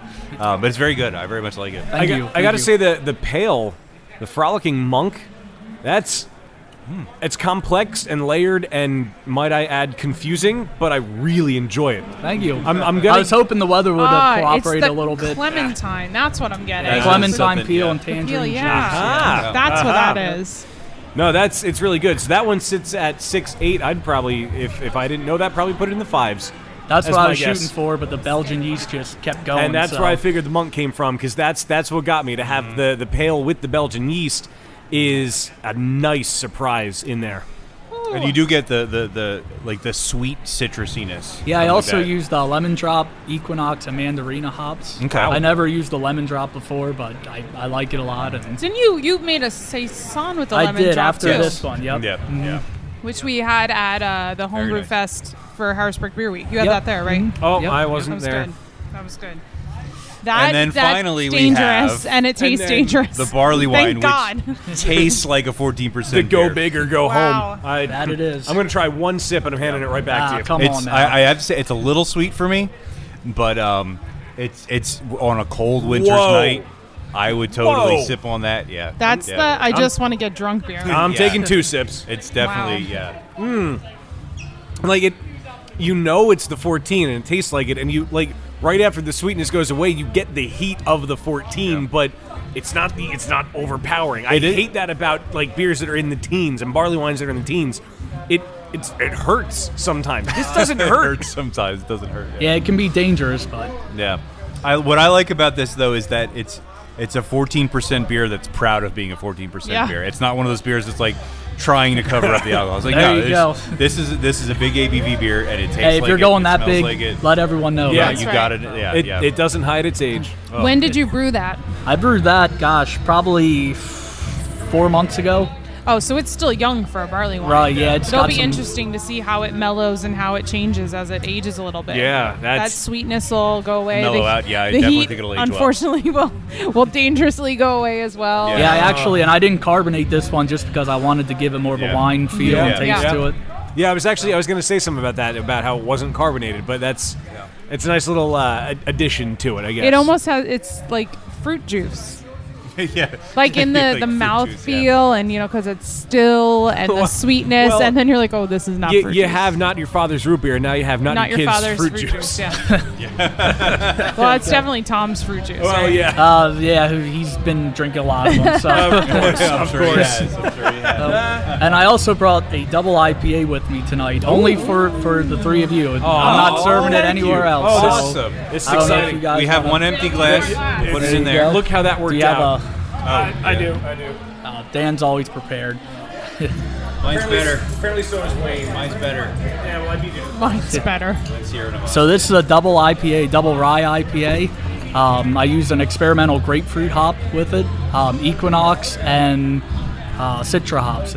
Nice. And what is the name of this? I know you were working hard to come up with one. Yes, this is actually, I'm doing a series, and this is the first one in it. I'm calling it The Ritualistic Hop Sacrifice of 2015. And this is the rye one, so I'll be coming out. I got some more in the works. That's pretty awesome. I like that. Oh. Dualistic Give it a hop taste. sacrifice. That's really nice. I'm excited. Oh, I got to add this to the list then. Ooh, I like the rye spice and the aroma is really Yeah. And the citrusiness and Yeah, it's kind of sweet, but it finishes dry. Yeah, I only use rye and two-row in this one to really let the hops just do their thing. So I'm excited. I poured it and I didn't get a sip of it yet. I find that tragic. Yeah. And now I'm deliberately like delaying. I know you It's are. actually really good. I will throw the barley wine at you. Usually I praise you for your crazy high alcohols, like chewy beers, but he can make pale ales yeah, I too. actually made an IPA. I want to do a series of good IPAs, and it was actually my friend Chris Harvey who kind of. Oh, Chris Harvey. We always have a joke where he's kind of the hops guy and I'm the malt guy. Yeah. And he told me one time, what do you know about hops? So this is my kind of way of saying, well, this is what I know. This is what I know. And hopefully Chris can come up with something to throw in my face. So too, this should be called the Screw You Harvey Rye PA. Could have been that, yeah. That's awesome. It's very nice. Oh my God. I particularly like the aroma on that one. Yeah, the hop I used, it doesn't even have a name. It's just called Experimental Grapefruit. I got it direct from Yakima Hops, which is in Washington, and yeah, it's crazy. I loved it. The grapefruit flavor is insane. Yeah. Yep. Oh yeah. Wow. That is my favorite beer of the night. Oh, thank you. You. I was definitely trying have not a to say talent. that, but that's I appreciate it. I wish I would have had enough ready to enter, but to enter. Yeah. Next year. I got some plans for it. Don't worry. Good. So I know you have a lot on your plate right now with kids, and you keep having kids and more kids. Well, that we do. But is are you still working towards opening a professional brewery, or has that kind of gone on the back burner now? I mean, that it's- dad is kind of your number one. Yeah, I goal mean, right now? obviously, number one is being a dad right now, but I mean, it's still in the plans. I'm taking a bit of a break, and just brewing beer and doing events like this as much as I can. So I'm giving myself, say, 3 to 4 years, and All right. see what happens. But Yeah. definitely, no, it's still in the works. Let the kids. I don't want to say grow up, but get a little older, a little more. So maybe they can help out with the Of brewing. course. and- Yeah. They can at least carry a mom or something. Exactly. Put them to work. The photo right? album's baby's first batch. Definitely. Thank God they don't have kids. Not yet, anyway. God have none that we know of. Oh God. God have mercy on all of us if that ever happens. Well, best of luck to you Yeah, with man. the kids and the brewery, and I'm glad you have realistic goals in mind for that, and keep working on the beer, and we will keep being your guinea pigs and drinking it. Oh, that sounds good. Yeah. No, this is true. And I also started doing some more ciders now. So, in fact, Bacon and Brewha coming up, I'll have a cider on deck for that. So. Which the date, I knew the date and then I forgot it, but it's in August this year. I believe right? it's the 16th, yes. That sounds about right. Last I saw, the venue was to be determined. I believe it's at I think it's Appalachian at ABC. again. I think they just yeah. confirmed that. Yeah, last year was there. It was really cool how they set it up at the Abbey Bar and then in the back room there, which is, I think that's where I first met Bart, if I remember. That's where I first met him, too. There we go. So, the day that will live in infamy. Yes. That's for sure. There was a lot of good food there that day. I'm really hoping I can make it this year, too. Well, Dean, thank you for bringing all these. Thank you for the Thanks special for one, having too. me. I mean, that was you're welcome. awesome. I feel loved. All right. And keep And tell- posted to my Facebook because I'll be letting you guys know where we can try that Yes. one. Oh, nice. Yeah. Good to know. And I'm excited to see what else you cook up, and I wish you the best of luck out there. I really have Thank a feeling you, you're going to too. fare very well. You guys tonight. are on a new venture as well, so That's cool. right. Yeah. So- Keep on keeping on. Keep There on, you keep go. on. Keep it on. And Keep tell on Tom we trucking. said hi. Yes. I'm sure he'll come wandering by. Oh, at yeah. some He point. stumbled in a couple times. Yeah, I can only imagine what he's doing with my beer right now. Yeah, I guess we should let you go so you can get back. Yeah, go check on it. Yeah. You'll be out of barley wine. Yeah, exactly. Dean, thank you so much. Good luck All out right, there. thanks, guys. Cheers. Yep. All right, so now we have joining us Tim and Shireen, who have brought to us a beer that I love the name of. But first off, guys, how are you doing tonight? Doing well. How about you, Shireen? Very good. Doing good. Good. Glad to hear. I thought he just called you Shireen. I mean, I'd take it, whatever. Listen, I started drinking, like, we got here, like 5 o'clock, and I was like, let's get as many as we can in at 4, and then we'll be good. Yeah, we were here about 4:30, and All right, cool. we started pretty early. Pretty on, early, so. yeah. This is true. But I love the name of this beer, and I love it for many, many reasons. It's a Dingo Ate My Baby, and it's an IPA, and it makes me smile. That's good, right? So what made you settle on, I don't even want to say settle, what brought the name about? Well, so we were looking for something. We'll get into the beer, but it's all about Australian, New Zealand hops here. That makes sense. So All right.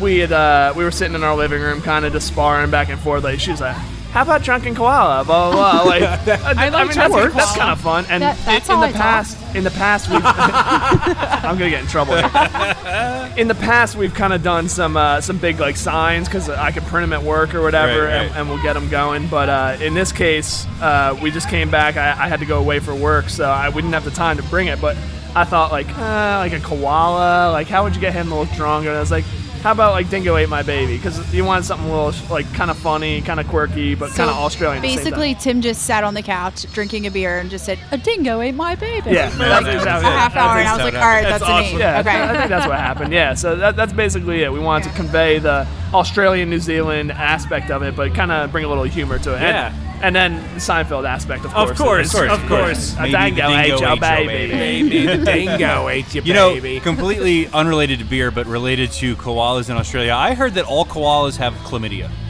Oh, really? Oh my god. Wow. I don't know. That's I'm sad. Just putting it out there. Not your best fun fact. Just putting it out. Yeah, it's kind of a fun fact. The dingo ate my baby is actually a real story from Australia. I found that while researching, Yes. trying to find a thing. I actually heard that at it was some woman whose child They're was, out camping, like her husband, wife, and family, and in the middle of the night, a dingo literally came into the tent and stole the baby. And then she went on the news screaming, "A dingo ate my baby." Yes. And that's kind of how the whole. But then I heard that years later there was some question as to whether or not they may have she made it up. Yeah. like Yeah. something else. This is all Wikipedia, but who knows? It's very reliable. The most trusted name on the internet. Of course, of course. Oh, I love the taste of this. It's so good, and the smell of it, the aroma it's inviting. You go in for this sip, and then you don't realize that it's 6.8%, and you go in for many more sips. And I really enjoy this one. It's so good. It got high praise from Dean, who we just had on too. Okay, yeah. We just had Dean right next to us. He's got some good stuff as well. He does. Yeah. I like the one of the words you used to describe it was exotic flavors, and I think that's spot on. That's exactly what you get from this combination of hops. Yeah, we had one of the guys from Levante Brewing. I don't know if you've had them over yet, but they're brewers. They obviously know their stuff, and he came over and he's like, passion fruit and papaya and guava. I'm like, all right, I've had those maybe in like a lotion that I put on one time. But, like, Really? Other than that, well, no, I haven't put on the lotion. She's put on the lotion, but whatever. I've smelled it before. This is a judgment-free zone, man. Yeah, and immediately be yourself. It was great because he sniffed it and he knew exactly what hops were in it, which is knew. damn impressive. That is impressive. Yeah. So. This may be a judgment-free zone, but the internet is not. That's true. Yeah. That's true. I can't speak for the internet. I'm just talking about the room right now. Yeah, it's true.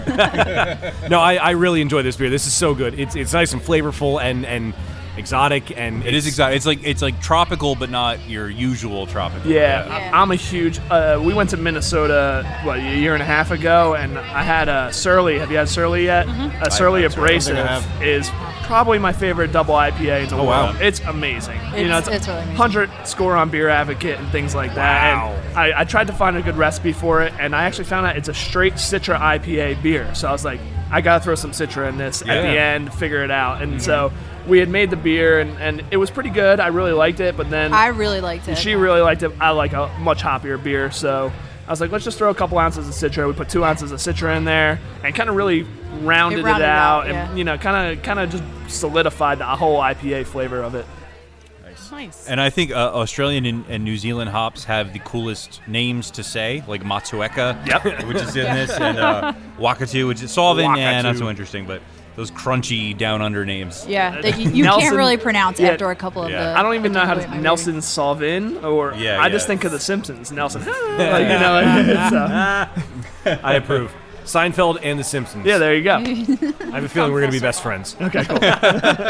No, this is great. So I know you guys have been in the Homebrew Fest for was it what the This is our fourth year. Yeah. So what did you bring the past few years?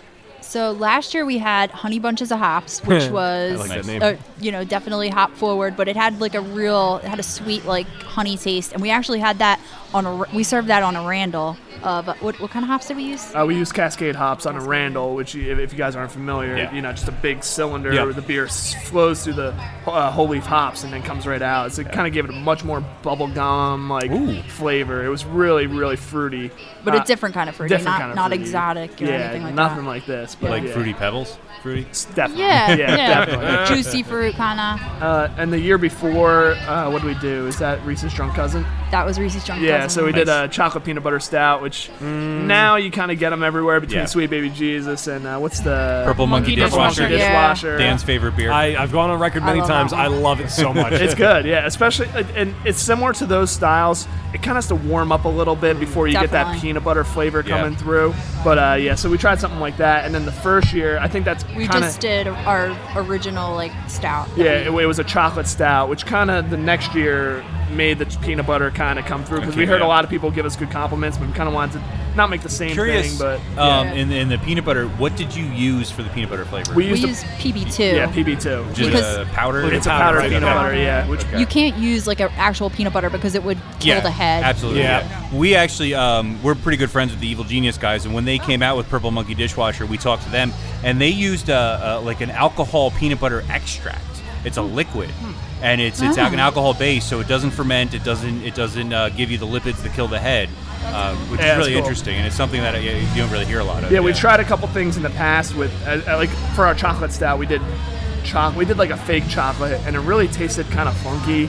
So from them going forward, we kind of want to just make sure we used pure stuff. Like we went to a health food store and found chocolate extract, for example, for our chocolate beer, and then and the cocoa nibs are good. Yeah, cocoa nibs for a chocolate stout probably come out a little bit better. And, if you rack on that for too long, then it comes out a little too roasty, a little smoky. But the wood. Sort of carry. I love that it's a husband and wife brewing team that both equally know a lot about beer. Yeah. I'm very impressed, I have to say. Normally it's a husband that does all the grunt work for the wife that knows everything about beer. Well, if you know anything about brewing beer, you know that it's very important to have everything sanitized and clean, and he couldn't do it. You have to be a little type A, exactly. And it's always good to have a partner. Yeah. That's the reason we will never go commercial. I don't think, just because I hate cleaning. I hate cleaning and sanitizing. And trust me, we've lost way too many batches. It's just I'm done. And we're anal, so I don't even know how. Yeah. It's tiring when you miss on a beer, and you gotta keep trying. We have an 8-tap kegerator that we just finished building, so we're definitely gonna start experimenting a little bit. We have a watermelon beer on tap now. Ooh. We have a jasmine oolong tea beer. Wait, they're gonna like the name of that one. What's that one? Me love you oolong time. So did he scream that for 30 minutes on the couch too? Wow. Not on the couch. Nice. Oh my. You guys have creative ideas and creative names. I will give you that. Yeah, we always want to have a fun name, I have a digital tap list above our kegerator, and so it's fun to display it, and so it's good. That's really cool. I mean, if this beer is any indication of what the rest are like, I can only imagine that everybody loves going to your house because you have all the good beer. Yeah. Well, we also made a wine, a red and a white wine. Whoa. Because we bring people over who aren't beer people, so we're like, drink this. Don't drink our good stuff. Why would you let them in your house? That's true. So our red wine's finishing up now, and our white wine we've made before, and it's pretty good. It's like just a normal white wine. It's a coastal white that's, it's okay. A little sweet. Yeah, I'm not a wine guy, so, Yeah. Very cool. Cool. Well, guys, thank you for coming up to the table and sharing this beer with us. And good luck out there. This beer is fantastic. I'm sure it's going to do well. Thanks a lot. Thanks, guys. Cheers. So now we have joining us at the table somebody who, actually two people who we've been told are quite possibly responsible for some of the best beers here tonight. And they're big shoes to fill. I'm very excited to drink what we have. But we have Monty and Tracy Leach with us. Guys, how are you doing tonight? Very well. Great. It's good. We just had Tim and Shireen on. They were saying that you guys are the brewers to definitely have on tonight. And I'm very excited because you have a key lime fruit beer. Well, Key West for the key lime fruit beer with us. Yep. And you also have the Flanders Brown Methuselah. Yeah. And I'm very excited to try them. I have just gotten into liking Flanders and beers of the sort. Sours, cool. So I'm very excited to give that a shot. But I've always had a special place in my heart for key lime. Now, where did the idea for these come from? Good question. the sour beer had been going and going and going for a long time, so that was one that just kind of was available and ready as of this festival. So it kind of was just good timing, and it had a lot of age on it, and it was starting to really taste good. And I had just an opportunity to pour it, and I thought, well, I mean, a sour beer is not necessarily everybody's cup of tea, but some hardcore fans out there, so why not bring a sour? Absolutely. And just based on its age, I thought Methuselah was a good name for it. Okay. So, all right. It's good. It's really good. I haven't gotten to try it yet. It's named after the oldest man in the Bible. Yes. Hence, I think that's- Brune, yeah. which is Oh, Old right. Brown. You are not getting this cup back. I got more over here. It's okay. This is delicious. Have some of that? Try it. Oh, Thank it's you. awesome. You're right. Sours are kind of like Wow. some people can't stand them, but the people who do like them are and It's so funky. It's so it's complex. so good. It's so really tasty. Good. We're talking like a couple of months ago. I started liking sours. So Yeah, we had to break Dan into them slowly. The first time we had sours on the show, apparently I made a face that Wayne wishes I he had had never picture seen a of. human being make that face before. It was interesting. the bitter beer face. Yeah, or whatever that was. It was even worse than the bitter beer face. No, that's great. But we That's slowly really good. brought him around. We broke him in slowly. Yeah. Yeah. So much so that he can now appreciate this beer, which is incredible. It's Yeah. really good. Thanks. Jeez. And the key lime, I don't know. I liked the key lime. I mean, it's a good beer, but now that I had this, I just want to keep drinking this. That's the right order to do it too. I think the key lime first, and Yeah. because this one will kind of blow your palate out too. Yeah. I did make the mistake of drinking the Flanders. Yeah, first. I went Flanders first too. Unfortunately, I would Well, like he to try brought the an key lime, extra though. cup, so if somebody doesn't want to, have a sour in their cup, although there's, pouring stations, Right. it's just easier to have it in your own little disposable. Yeah, That's you might be tasting that all night, especially if you're not a fan of sours. Yeah. Well, luckily we all are. Yeah. So I noticed you are a winner of the Philadelphia Extreme Homebrew Challenge, an event that we have attended. Oh, okay. What year did you win? Is it 3 summers ago now? No, it's 2013. Okay. Yeah. I think that was the year we were there. No, we were Nope. there. Was it 14? That was 14. So Yeah, we were there in Oh. 2014. Anyway, Yeah. so what beer did you brew? What was the winning beer it that was year? it was a Christmas beer. Oh, in June. Nice. Yeah. Well, the qualifying June events. is the new December.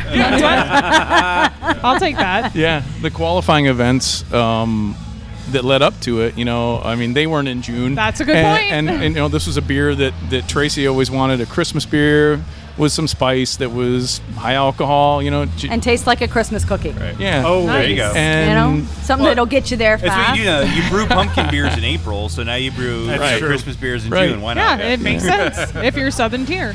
And Oops. yeah, right. So you're supposed to brew that beer again for that June event. So I had to pour a Christmas beer. So I couldn't believe we. And then it won. I couldn't believe it That's won. great. So Wow. yeah. Now, the year we went, a lot of the brewers were serving like food with their beers. There were a Yeah, lot I of remember that. pairings going on. Did that happen the year you were there? Yeah, I don't know. I was wondering, would you pair a cookie with a Christmas beer? Why not? Yeah. Yeah, there Like was a ginger snap cupcakes with made gingerbread with or- the, Yeah, with the stout. because there was stout, that really good. There was a chocolate good, stout that was turned into a cupcake, which was cheese great. and fruit plate that somebody had. That Yeah. was really awesome. Nice. Yeah, I that think was somebody pretty had like crackers with one, and then the cheese. See, plate, we they even remember had, like, the a- food, not the yeah, beer. right. Yeah. They even had like a spicy mustard. See, that's not true because we were there and there was a really good coconut porter. There was a really was good phenomenal. saison. No names because I don't remember, but there was one beer that was really bad. I do remember that. Yeah. I don't remember that one. I do must remember have that, drank but, that out of But memory. Joe was there with his saison, which Yeah. was really Yeah, good. 36 That's Chambers, when we that met was good. Dean. That's It where is, we first That's met true. Dean. All the awesome homebrewers get to pour at that event. Yeah, It's a good event. It's a cool event. It is fun. So Yeah. was it a particularly hot summer day when you were pouring the Christmas beer? It or was like- wet like this. Was Oh, really? It was Oh, man. muggy and wet, and I think I had a splitting headache. Oh, man. yeah. Jeez. This was Monty holding his head with head. one finger in between while I was pouring. And when we do this, Monty's totally the brewer. So and I'm in sales and education. So he's product development and I'm sales and education. Nice. So that beer went on to the Pro-Am at GABF, right? Yeah, that was a lot of fun. We got to That's I got gotta to be brew. exciting. Yeah, I got to brew with Sam Calgione and at the brew pub, and nice people there. We had a great time. Tracy, did you go when they brewed? Oh, yes. I was going to say. Oh, yes. I have a beautiful picture of my flight that I was having at Dogfish Head with Monty and Sam brewing in the back. Oh, that's so cool. That's cool. Nice. That's awesome. What fun. Oh, I mean, how many people get to say they brewed with Sam? That's that's so cool. Yeah, it's a cool experience. Yep. It's funny though. The year we were there, he was obviously drunk. After Oh my God, there was no It question. so the man was already drunk beyond all belief. But I mean, when funny. you're in It's a good that time. industry and you're a rock star like he is, Every now and then. you're Yeah. good. People are gonna hand I you. think beer they were left and rapping. right. They were like freestyle rapping. Oh, that's yeah. his favorite. Yeah, he likes it was- to do yeah. that. I forgot about They that. have you listened to his raps? They're on YouTube. No, I the have little not. videos they do. I have It's a not. lot of fun. Yeah. Might have to make a trip to It's a lot YouTube of fun. tonight. Right. Yeah, how just could he Google be- Sam and rap. Yeah. Sam rap. Yeah, I'm sure. Well, Yeah. Sam Calzone and rap. Of course, of course. So Tracy, you don't homebrew. You're just kind You're of the supportive- the I'm wing, the the supportive. wing person. I might hold the like when he's filling up the kettle with water. I hold the water Okay. thing. Okay. The water thing. Yeah. I make sure that I don't kill the hops that he brews when I'm filling. That I grow? that Yeah. grow. You right? don't brew hops. You grow hops. You brew with hops. Yeah. I'm in the same boat. I don't homebrew either. Steph's a very avid and very, very good homebrewer, and I've helped her, and that's pretty much okay. I make him do all the crappy do this work when he grunt helps. work or rinse this thing out. He's or hold good this at thing. it. Yeah, yeah, and it's fun to because I really appreciate and enjoy learning the process. So to have hands on it in some sort of way is nice. But Yep, I've never brewed with you, Steph. Just well, saying. yeah, but you brew with us at Boobies. That's true. I did. So I guess I just kind of skipped amateur and went to pro. Why not? You know. That's right. That's how it Sure. goes. That's how I do. That is how I do it. Nice. Tracy's the she's the palate. She's the person that gets subjected to a lot of things as they're coming along. Like these sours. I mean, every Right. once in a while, every 4 months, Right. bring a cup of something up and like, here, what's this remind you of? Where's this at right now? Yeah. That's what I do to my husband. What does this taste like to you? Yeah. Beer. That's like all he'll say. Wait. I think I called it. Are we allowed to say? Wow. So we have the winner at the table right now, and we have to say it really quietly. Yeah, we do. Because We it do. hasn't been officially announced to the world. But the beer that we Nice. just said was the best beer we had was apparently Was, the of course, best the beer winner. from the was the beer judges the too. judges One like of as the other well. beers that we Fantastic. earlier on said was one of our favorites, the Märzen / Rauch Oh, beer nice. Oktoberfest. See, we are so smart. Yeah. We're so good. That was one of our Yes, favorites, and that's yes. number 2. Ooh, I the rock beer. Yeah, nice. missed what number 3 was. Congratulations. Thank you. He's Sorry, gonna pull we're the sheet so out bad again. at this. Oh wait, I have music for this. There we go. Congratulations, guys. Thank you. Well deserved. Very well deserved. Fantastic. And you're getting a thunderous round of applause from everyone in attendance here. As somebody who newly appreciates the style, I can say that is a phenomenal beer. Thank you. Man, that's great to hear. Kind of went out on a So- whim there to bring a sour to Yeah. this. And look at that. Oh, okay. So congratulations Thank you. on winning. Nobody else knows it yet but us. The music just stopped out there. So And the music just stopped. I think they're going to announce it soon. They were covering I'm the gonna Beastie take- Boys out there. Yeah, if they're ready to announce it, you Yeah, guys all right, totally, yeah. you Well, need to get out there. So Thank you can- guys. Guys, thank you so much. Congratulations. Congratulations. It was awesome to Congratulations meet you. ahead of time. Thank you very Thanks, much. guys. You heard it here first. So now we have stepping up to the table. We have John and Sean from Lock and Key. Guys, how are you? Phenomenal. Very good. Phenomenal. I Very like to good. hear that. Now I have to say I like that you have 2 beers with you, which I like that. But I like the name of the one because it's kind of fitting for the shirt I had to wear because I couldn't find my Beer Buster shirt. But it's America, and I'm wearing my Captain America T-shirt, which Fuck is yeah. America. Nice. Fuck yeah. Coming along to save the motherfucking day now. But I'm very excited to try these, and we've heard very good things about them. So America is the cream ale, but you also have the Lazy Rye, which is a pale, right? Pale ale? That's right. All right, cool. Yeah. So how did, 2 questions. How did America become the name of it, and how did it become the name of it as a cream ale? I guess is the second. Wait, I just have to point out that it says it ain't a cream ale unless it's brewed in America by dudes rocking mullets and flannel shirts with the sleeves cut off. Yes. I just gotta put that up there. Yeah. Well, Sounds about right. And it ends with yeehaw. It really does. That's Love exactly it. right. Love Cream ale is pretty synonymous with a lawnmower ale. So it's an easy drinking beer, But what we wanted to do was we wanted to play on the easy drinking taste with a profile that was a little bit stronger in terms of alcohol content. So we went with a double cream ale, which was what we came up with for America. And we figured, you know what? If anything, what are Americans? And that's strong. We persevere. So we figure this is a lawnmower ale, but this is a badass lawnmower ale. All right. I can get behind that. Yeah. Fair enough. Cool. fair I enough. have to give it a shot real quick. Oh, and it's tasty. Ooh, I love the smell of it. You won't taste the alcohol, but you'll taste the smoothness. Okay. So, wait, 7%?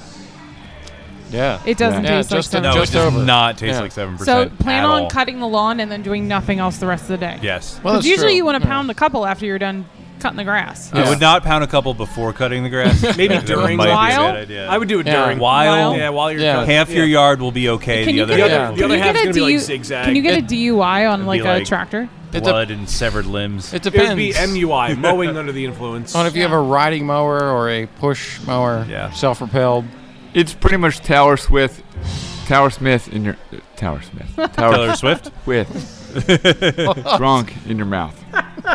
Fair enough. Okay. All right. Wow. I can dig that. Wow. I can dig that. This is not live, right? No, this is not live. But that's staying in. That is absolutely staying in. That's funny. So this other one, all I can... America. Whenever I look America. at America. Lazy Rye, all I can You see should- is, hey, you gonna finish them taters. Can you explain why that's in the description of the beer? Yeah. Well, we were going with the, when you encapsulate the strength of America, you got to go deep south. And, there's nobody prouder and stronger in America than those located south of the Mason-Dixon line. And, they also love taters. So they figure, if you ain't going to finish them, you better give them to me. You gonna finish them taters? Yeah. I figured, this beer is pretty darn good. And, if you're not going to finish it, well, we're going to finish it. So, but the opinions of the brewers do not necessarily reflect the opinions of Beer Busters podcast. America. It's not political. It's just beer. It's just beer. That's very good beer, actually. I really like the Lazy Rye. That's really good. Ooh. America's good, but I prefer the Lazy Rye. I think it's good. my favorite of the two. Well, that's true. So we figure with the Lazy Rye, we're known for pickup trucks and baseball, Right. and all that good kind of stuff. But there's really a surge right now in America with craft breweries and fantastic craft beer. And I think the East Coast could parallel the West Coast at this point with really phenomenal beers. Oh, yeah. Look at Victory, that's like 2 seconds from here. Yeah. And their Victory Dirt Wolf is just as good as any big West Coast IPA that you'll find out there, from Russian River to Lagunitas. Yep. And I think you get a better variety of style on the East Coast than you do on the Yeah, West. I 'cause, feel like the West is just a few we styles have to work dominate. harder. We have to work harder on the East Coast. Yeah, and You're you absolutely get, right. and especially like in the greater Philly area, you get a lot of traditional German, and we've been seeing a lot of traditional English styles as well Lately, recently. yeah, absolutely. So I don't know. I East Coast all the way. I would man. agree. I would absolutely. agree. We work harder to make really good beers. Yeah, absolutely. Well, these are tasty. Do you want to give a shout out to your third member of your team, Keith, who's not currently at the table with us? Keith Doyle. I don't know where he is. He might be in the bathroom. They're gonna be like, no, He he's is dead to actually us. our brewmaster. Yeah, he's okay. And also King Sampler, so he spends a lot of time in the bathroom. Oh yeah, that makes sense. That makes sense. Once you break the seal. Yeah, yeah. But he is also and in all seriousness, he spends a lot of time crafting our recipes. Yeah. So much of the success of our beers goes to Keith. Out of the 5 years in the contest here, we've won twice as number one. We've won second place last year, so we're proud brewers, and Keith is our number one brewer. Nice. All right. Cheers to Keith. And how long have you guys been brewing together? About 6 years. 6 years? Wow. And how long have you guys known each other? Since 1982. I know. I saw it in the notes. I was yeah. trying to lead them into that. Yeah. I think that's awesome, though. I know, right? So were Yeah. you born together? Well, we're 37 years old, and we've been. No, you're not. Yes, and Wow. we've been. Yeah. Wow. Really? And we've been best friends for Since you were Since over kindergarten? 4. Yeah, over 30 years. Wow. 30 Good years, for yeah. you. Cheers to that. That's Yeah. awesome. Yes. And Beers. Yes, and we've been brewing for 29 years. We've been brewing for 29 years. That is impressive. Yes. Only in America. We have hippie parents. Only America. Very open to... You've been brewing tea, right? Yeah. Oh, yeah, absolutely. Of course. Yeah, it's all about the tea bags and such. It's so nice to meet you guys. You guys are fun. Yeah, Absolutely definitely. are. Absolutely. Keep doing what you're doing. Keep having fun. That's right. That's the That's all most that important matters. part. Bald eagles. Awesome. Cheers. Lawnmowers. Cheers to America. Taters. America. Cheers to America. I can't reach. I There you can't go. reach. Transferring the cheers. America. America.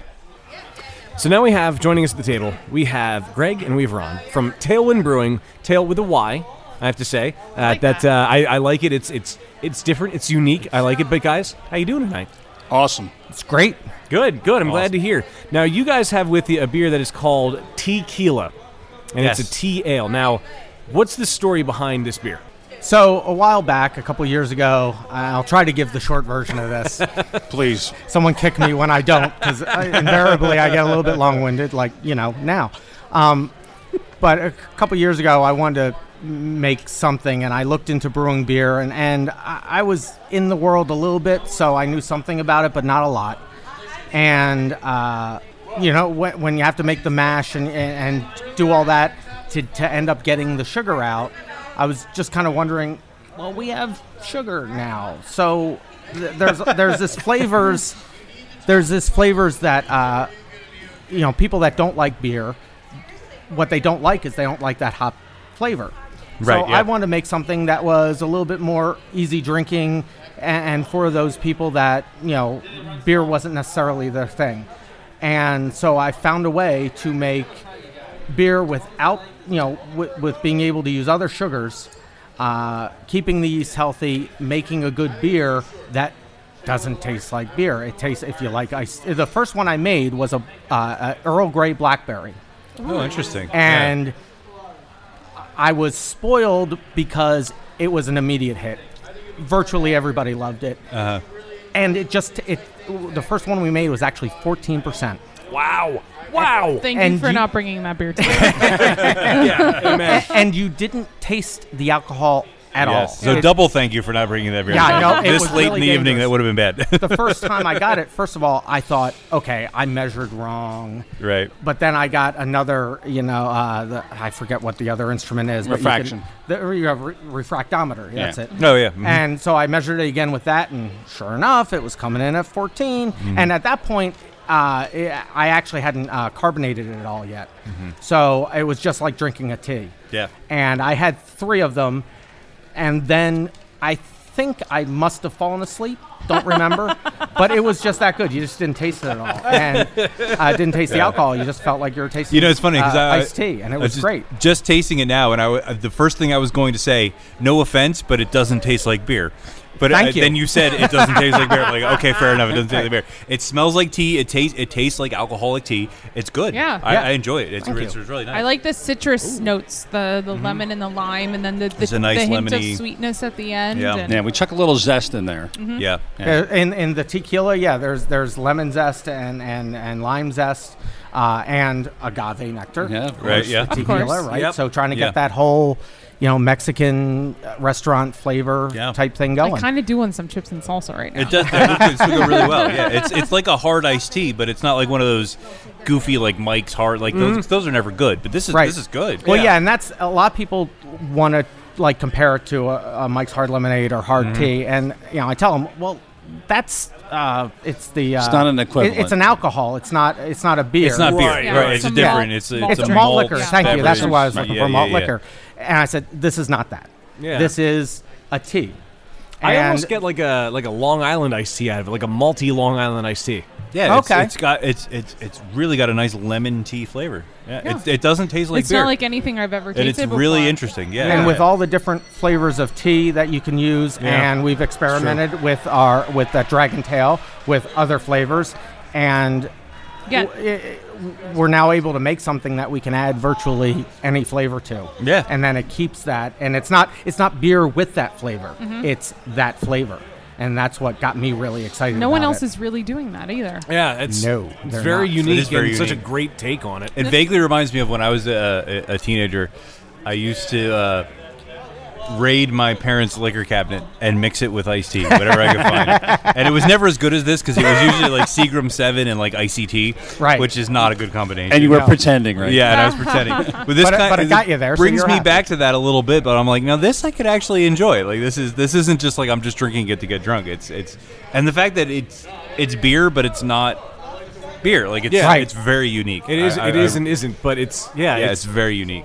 It's a nice take on it. Now tell me about this Dragon Tail. You Mhm. said capsaicin, and I was in all the way, so I need to know more about this. Yeah, so the Dragon Tail is really a spin-off. Greg gave me this. I moved it forward, used the decaf spiced tea with some lemon, and then I used some hot cinnamon spices. The hot cinnamon spices have capsaicin and cinnamon. Mhm. And I did a little taste testing with it, and I said, okay, it's probably I need to add about another third, and this is what you're tasting right now. Not quite ready for prime time. That's why it wasn't one of our entries. It probably has another week left before the priming sugar will actually kick in, but I figured I'd bring it because here's an opportunity to at least get a shot at what people think about it. Wow. You know? I would say It I definitely tastes like a fireball. Yeah, I really enjoyed the aroma. The taste, I kind of feel like it needs a little tweaking yet, but it's definitely really, again, very unique and very interesting, and like nothing I've ever. And it is. It's like one of those fireball candies that sort of cinnamon. It's really interesting. Yeah, I'd be interested to see what happens after the priming sugar kicks in. It's like Wayne said, the aroma's there. It smells dead on like fireball. Right? And then the taste, the cinnamon's there, but it's not. What I always hated about something like Fireball or any cinnamon candy is it hurts. I don't like it. See, I kind of want it to hurt a little more. Of course, Yeah, you do, 'cause that one's you're a masochist, obviously. So whatever. But no, I like the flavor of it where it is now. But I'd be really interested to see what happens when that kicks in. Yeah, I think it's going to soften itself out. Yeah, Ron went ahead and experimented with that, and when he gave it to me, I was like, "Wow, this has some awesome potential." Because when I went for the whole concept, I was looking at the different flavor profiles, and I fell into the using the tea because there's a lot of different flavors of tea. But then when Ron worked on the Fireball, I was like, this is awesome. It's basically we have a nice vanilla palette where we can lay onto it whatever flavors we're looking for. So I'm very excited about it. So unique. Yeah. Definitely something nobody else is doing, and that's well, exciting. this is gonna sound weird, but I feel more like a farmer than I do a beer maker because the trick with this is keeping the yeast healthy. Yeah, absolutely. And it's not easy. They're finicky little suckers. Mm-hmm. Yeah. But I've come up with just using ingredients, not any tablets or none of the yeast nutrient stuff. Right. None of that. It's just all different herbs and fruits and such. Tweaking the recipe. Yes. And that's the key is after a couple years of research and everything else, being able to keep the yeast healthy then lets me have a great palate to do whatever. The absolutely. Tequila is the one, the Fireball, two totally different things, but all based on the same root recipe. We made another one with blackberry that actually I wasn't ready for this. We call it the Communicator because it's made with BlackBerry.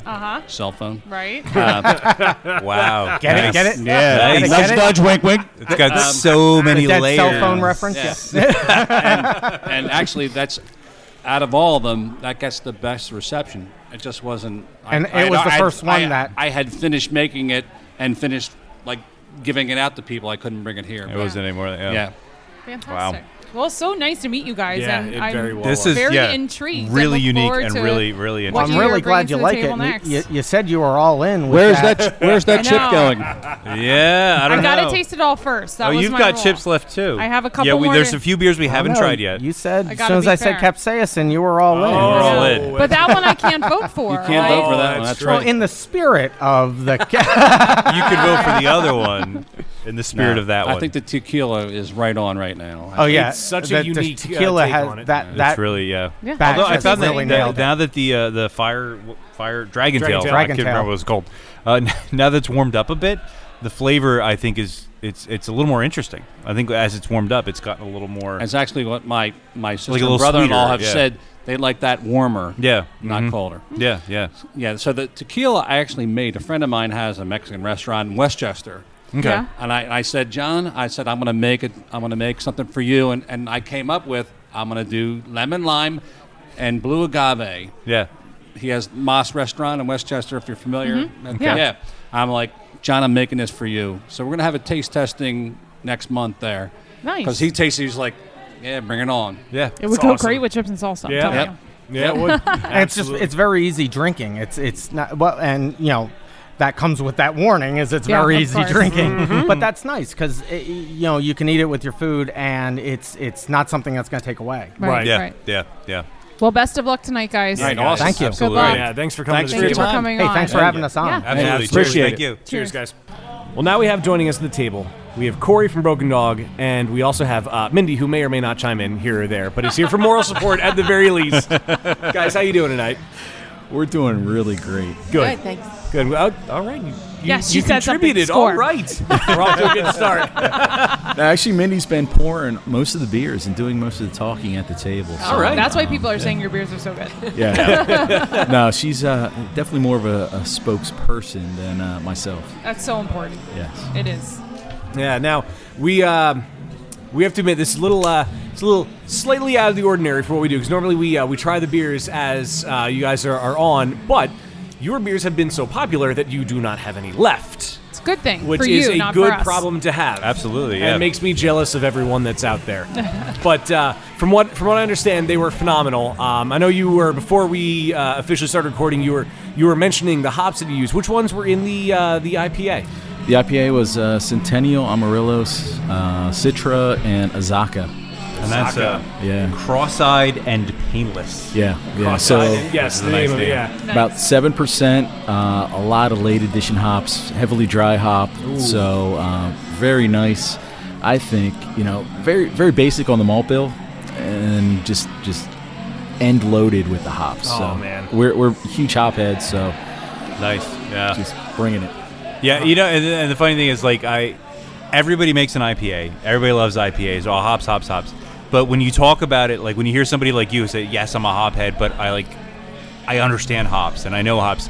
I am really wishing I could taste this beer right now. Yep. We need to pretend. Yeah, we can pretend, but it says a lot to be able to say, yes, I make an IPA, but not just to appease the masses, but because I actually enjoy that. Yeah. That's one thing I've always liked too. Like you have to, and Steph even said it earlier. I think as a home brewer, you have to brew the beers you want to drink because that's how it That's starts. all that matters.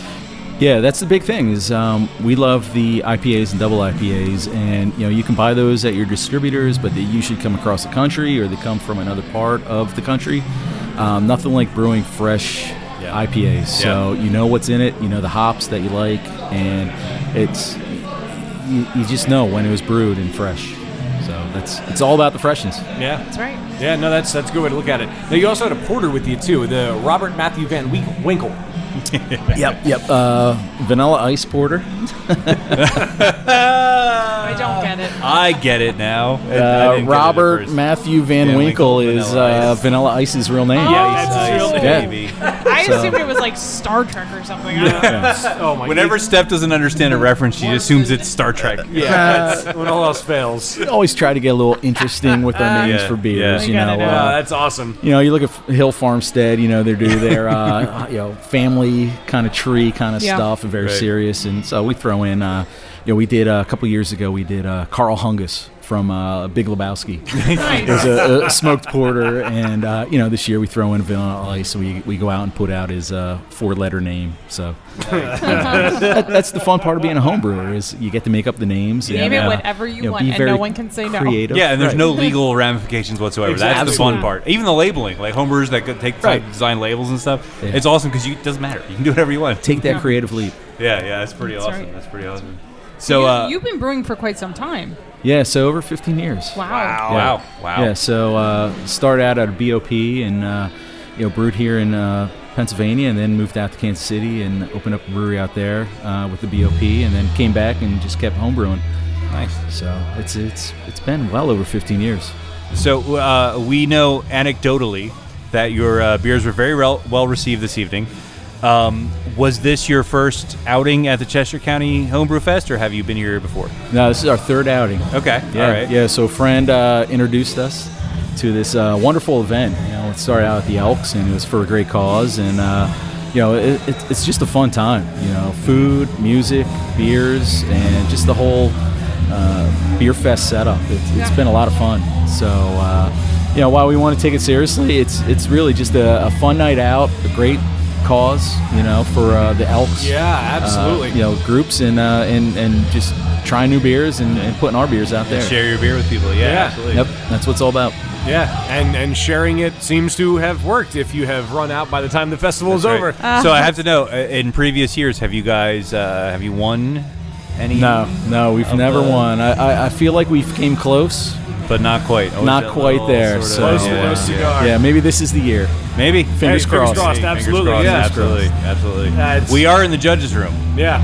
So we have inside info. We're trying to feed. You know, I know. I recognize some of the judges from the homebrew club, local homebrew club. Oh, okay. So when they come out and they sample our beers, we try to gauge their expression. Like once they kind of connect the dots, you know, Broken Dog versus you know the vanilla porter or the double IPA or the IPA. So I don't know. We couldn't really crack them too much. We tried to crack them last year, but we got false. Well, the best judges have to have a good poker face. Right. I mean, Absolutely. And we say that as we have our chips at the table. Yeah, you guys still have chips. Oh no, your chips are gone. I did have one. Oh, here it is. Oh, there they're it is. just under a paper. So you guys haven't ventured out and tried the full lot? We've tried most of the beers, us. but As they've they all come come to us. We didn't go to them. So what were your favorites? I really like the Flanders. The Flanders was great. the Meritzen, the Meritzen was really good, and the Cherry were my probably top three. I have the tart notes cherry. to try to remember which ones I like, but those were the three that I remember off the top of my head. And Dean Pierce brought a beer for us that was not. He wasn't serving it for the competition. It was a rye IPA. Yeah, that the was ritualistic really hop good. sacrifice. You That called was it. really good. Yeah, The ritualistic hop sacrifice of 2015. Yes, Nice to remember. Very good. Yeah, and actually, the guys that were on right before you guys came in, were Greg and Ron from Dragon Tail. Yeah.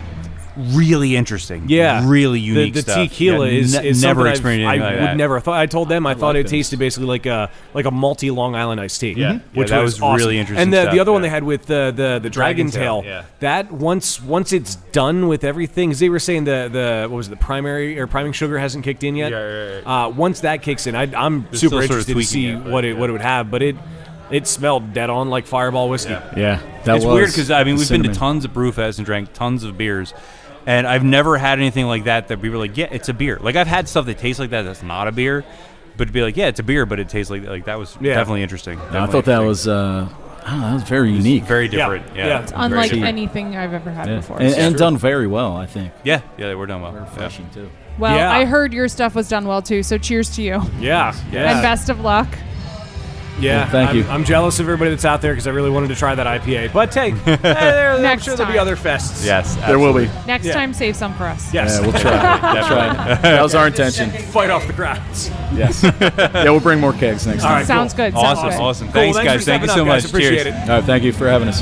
All right, so as the night is drawing closer to an end, we are joined by Jack from Coventry Forge Brewing Company. Jack, how are you tonight? I'm doing just fine. All right, good. So we're a few hours into the fest. So far, how's it been? It looks like good to me. Everybody looks like they're enjoying themselves and having a good time. least. Yeah. Having maybe too much of a good time for some maybe people. too much for some people, yes. But you You'll have, get that. yeah, right. You've got 3 beers you brought with, and I'm very excited for the difference in flavors that you're going to get out of these. You have an IPA, you have a Pilsner, and a brown ale, which I'm super excited to try them all because I've been told that the smells are amazing as these two are hogging the 3 glasses. Sorry, I'm just smelling. That's them all. okay. We got plenty more. All right, good. That's what I like to hear. So what should we start with? That's a good question. I guess start with the Pilsner. In your opinion, Pilsner's probably good. Pilsner seems like the hot one tonight. All right. Ooh. And a good place to start. Yeah. That has like 4 hops in it. Okay. And I've been brewing that probably almost 10 years now, the same recipe. So That's nice. It is nice, yeah. I brought that beer because no one else brings it, that kind of lager or any type of Pilsner, so I figured I've been bringing that along because I knew no one was going to have that. Very nice. Maybe. I know a Pilsner's a great traditional style, and as many awesome pilsners as I've had, they're never really bold in flavor. This is like a bolder pilsner. Well, I did a dry hops on it at the end. I did a SARS hops in it, and I did that on purpose to see if it really make it pop. Make it pop, and it does. It does. It has it's got the classic Pils character, but it's bolder. There's a tropical sweetness that kind of hits you a little bit, and then it finishes that crisp, clean Pilsner German lager finish that you expect. Yeah, it's and nice. it's all German malts. So I put 3 malts into it. So and that's like I said, I've been doing it for a while. Just that same one, and I was one beer judge. You keep coming out every year and check it out and say, he's like, the last time he's like, that's not the same product that I judged. But that's maybe the beer tap wasn't clean. But, something different, yeah. But, so how long have you been brewing? Since '96. Wow, since 96, good long time. Yeah. So I enjoy it. Before we were old enough to drink. Since before it was cool. Yeah. Right? That's right. Before craft beer took off. It was starting probably about that point. Well, I'm gonna finish this unless somebody else wants. Go right ahead. I've had so much beer I really today. like this. It's really tasty. That's cool. This Pilsner is really I normally nice. don't like Pilsners, but this one is, like Wayne said, it's very bold in its flavor, and I think it gets bold, the job but done. still drinks easy like a good Pilsner. Yeah, like I don't want to sound like bold is overpowering or bad, but it's Right. there and it's flavorful and it's what a Pilsner needs in my opinion. Now here's the brown ale. See what we think of that. Apparently we're going to the brown ale Nice next. caramel notes. I do. I really like In the a aroma. logical tasting progression. Yeah. Nice caramel notes in the aroma. Which, by the way, did we mention the name of the Pilsner? I really like that name. Just Right German Pilsner. It's the Just Right Pilsner. I like Just that. right. Just And came this to me is one day and said, Smithy Brown. just right. Not too hot. Just right. Not too cold. Just right. Just right. And now the Smithy Brown. Smithy Brown. Does it taste Smithy? Ooh. I'm waiting Does it I'm taste waiting Smithy? to get the glass, so I got to vamp and say something. Let you taste it first. It's good. It's nice. Oh, I really like the malt character in that. I really like the caramel. That's brewed with a Munich malt, all Munich, and then chocolate notes, of course. Right. And, Yeah. Nice. That was kind of an experimental brown ale. I just kind of like said, I'm going to go for this and see what happens. It's good. It's a nice sort of bready German body, but still the malty. Sort of character to it. I just want to try all Munich and see what happens. Yeah, It did absolutely. come out good. So. Nice. And then finally, of course, an IPA. Kind of feel like everyone has to brew an IPA. Yeah, I did that. Were you pressured into this? Yes. Always. I kind of figured. The last time I brought an IPA, it wasn't strong enough for the bitters. So I said, all right, we're going to do the bitters this time. IPA aside, are German styles kind of like your go-to? You really do. Yeah, I really go on more lagers and Germans. You can't go wrong with good traditional German beer. Yeah. You True. can't I go have a wrong. lager too. It's kind of the same way. Yeah. I go towards that route. So. Now, what hops are in the first forged IPA? That one has the clusters, the warrior, and the Simcoe. So, It's and I nice. did a 90 minutes on that to get that all the way, get all the oils out of the hops. So. Nice. It's a solid IPA. It drinks like an IPA made by someone who's not really super into making IPAs. right. Because No, it's but I not- appreciate that at this point in the day. Exactly. It's not a hot bomb. It's like, Yeah. okay, I have to make an IPA. Well, I'm at least going to make it balanced and subtle and not. I kind of go more that way for me, just because I don't know. That's just a the way nice, I've been a nice making beer. East Coast IPA. Yeah, With the malt you made it the way solid. you wanted to, where Yeah. it has the flavor for you, but not a lot of the hop bitterness. Correct. The Pils was my favorite, though. I think love the a good brown- German lager. The brown was my favorite. The Pils, a close second. The IPA was good, but not my favorite. I liked them all. I'd have to go probably brown as my favorite. Brown was awesome. Yeah, In fact, I mean, I it's think there's it's some more of it here. It runs the gamut very well, which I really like. Each has their own flavor, the way they should, true to the style, but in a nice, unique way that pretty much gets the job done for the Homebrew Festival and then some. Yeah. I can tell you like to brew beers to drink. That's the even better part. Yeah. And I appreciate that. I can't drink as much as I used to, but so I like the taste. Well, I like to have a some taste. beers they're great, but you can drink that much A and little then bit. It's like, it's no right. more. But these are No, all I aim for the drinkable common beers. man that can be able to sit there and do five, Good. after work, and have enjoy a good beer. So. Good for you. I appreciate that mentality a whole hell And I of a think lot. I honestly think it takes more talent to consistently brew a traditional like German beer that you can sit and drink, eat with, or just drink after a long day and enjoy. And it's not crazy, stupid hoppy or stuff like that. these are really solid, like just robust traditional beers. Thank you. Done really well. Now, very well. before we let you go, I have to mention that the last line in your bio says, "I am in the process of opening a microbrewery in Montgomery County." That's correct. Oh, yeah. that's correct. I've, Under the name Coventry Forge? Underneath Coventry Forge, have an LLC, and I'm trying to move forward. It's just a matter of just go for it. Yeah, I have to go get the licenses, and I was going to start at my house. Part of my barn, I have like a little bit, like what do you call it, like a shed type roof. And I can close that, and hopefully can get all the equipment in there and start from there. I don't know if the township will like it, but we'll see. Awesome. Yeah, there's a lot of legal loopholes you got. Legal stuff you gotta waters you gotta navigate there. Well, when you're ready, reach out. We would love to help in any way we can. We will come to your brewery. Set up and record right there. Yeah, that'd be fun. Don't worry, that'd be fun. So. Hey, good luck. I look forward to it. Make more of these beers and more like them, and we will make come sure the to you. Pilsner is yeah, and we will that drink them all night Pilsner, long. that'll never stop doing that one. Good. Very, I'm glad to hear very that. good beers. All right. Really enjoyed them. Awesome, cool. Jack, thank you so much for coming up to the Thank table you. and sharing these beers. Yeah, Dude, no they're problem. fantastic. Thank you. Cheers. Yeah, have a good night. Cheers. You do the same. Supreme Court said it was okay. Kevin In and every Tim. single state. That's it. In every single state. Right on. It's so cute. What about Puerto Rico? They're not a Yes. state. I mean, do they count? Well, They're I not think- a state. I think but- they count. All right. In Jamaica, they didn't really like it that much. They called it a fish. I said when they tried to give me my flippers for scuba diving, they were like, "Do you need these?" I was like, "No, I'm a fish." And they were like, "Don't say that shit, man." Oh, shit. No, that means you like boys, man. I think that was more Cuban accent. Don't say that shit, man. Slapping the bass. No, I slapped the bass. Are you slapping the bass, man? Slapping the bass, So man. like when we first got there to Jamaica, the driver was like, "In Jamaica we have no problems, man. They have situations, but they never become problems. We take care of them." I was like, "That's awesome. This is gonna be a good trip because I'm gonna create lots of situations." I only have one question, man. Did you bring me back some Cubans, man? Did you bring me back? No Cubans, but I Come brought on, you man. back this beautiful glass bowl shaped like a rainbow fish. Wait. What can I do out of this bowl? In Pennsylvania, nothing. Unless you have a note from a doctor. However, I'll get you some tickets to I Colorado. do have a note. I do have a note, Do you have a man. note? I'm good. Yeah. When you go out for GABF, take that with you. Yes. Actually, I hear it's a great time. Oh, yeah. So what's up, guys? What's Hi, new since welcome last back. So all the talk from Jamaica, this must be the one and only Tim. Yes. That's right. Yay, Who Levante is at the table. Who Finally come back to us. made it back just in time for the end of the event. Well, Just you've been for here for a us. little bit, but I'm Jim.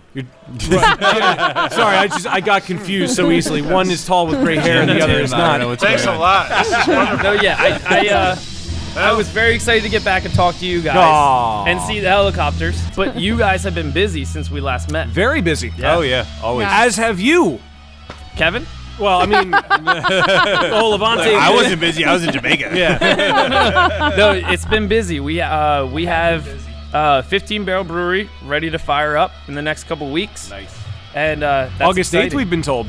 Yeah, That, like, the grand we're opening hoping to for the a grand public. opening Yeah. August 8th. And then the big system in July, right? Yes, yeah. We're doing our orders now for big brews.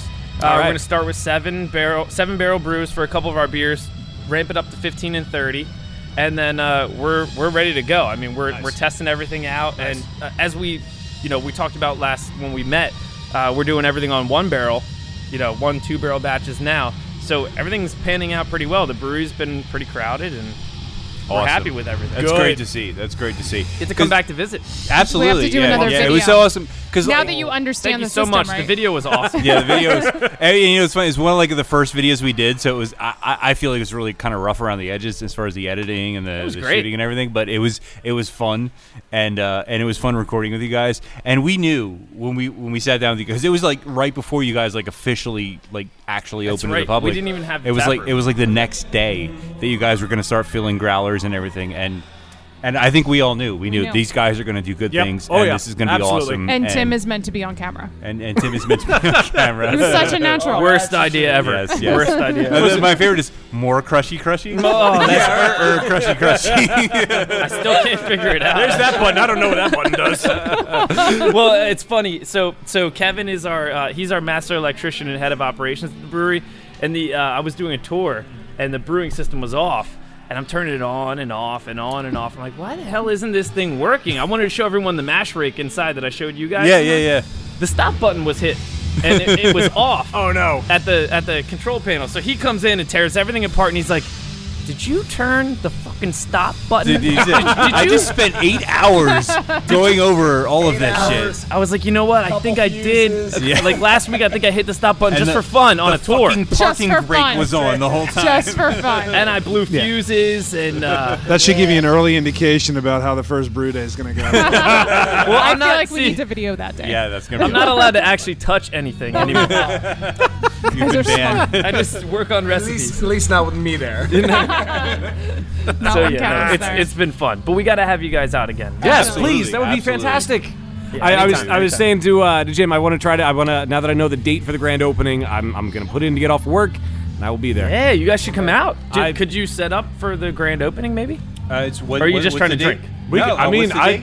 August 8th. I mean, the drinking kind of is- comes with all this stuff anyway. What day of the week? I'll be in Vegas. Sorry. Saturday. Oh darn! Oh, But the Steph guys will be can in come. Vegas. Wayne and I got this. What I day of the don't- week was that? Saturday. That would be a Saturday? Saturday. That makes sense. Saturday. Duh. Yeah, I I can do it. We'll do it. Yeah. If there's a better day for you, let us know. Just change the whole grand opening. I don't have the authority to do that. Grand opening. So, Steph, when is the grand opening? The then? grander opening when I'm not in Vegas. I come back on the 10th. All right, so the grander opening is on the 10th then. I'll go from the airport to you guys, like Of we did course. today. That's what you do. Yeah. Your luggage and your wife are in the car right now, right? I couldn't get her to come because she was like, I'm sick Sorry of to you. hear I that. just spent 7 days with you. Sorry. It was served up on a platter. Served up on a platter. I annoyed the shit out of her for 7 straight days. She is not coming here. Really? Or at all. You'll never meet her, actually. Ever. If I'm here, maybe if I'm not here, you'll meet her. Yeah, because it's Eric's sister.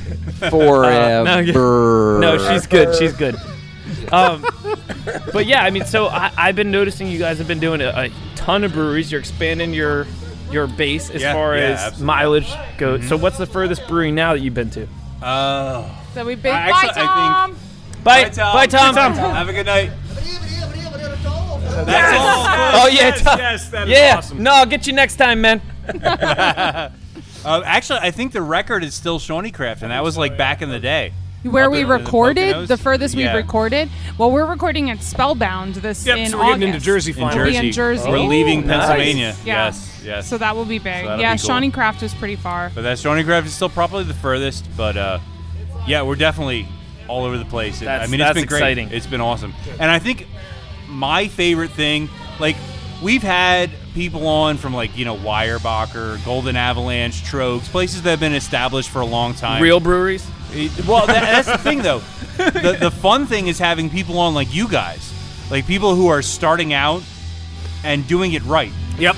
Well, it's debatable, but Hey, you know what though? Thanks, Like, Jim. we have been to breweries that have just opened, and we were just recently at a brewery that just opened, whose beers were not Drinkable? not enjoyable. Well, we thought because you guys haven't asked to come back that our beers weren't drinkable. And we've been, just forget about it. We'll just And keep then I serving poured them. myself one and said, "Nah, they are drinkable." For the record, I have to point out the brewery you were talking about has not been on the show. So to all our previous guests, we are not talking I'm not about talking about you. anybody who's been on the show. We've been lucky enough that everyone we've had on the show, even if they're just starting out, their beers have been really good.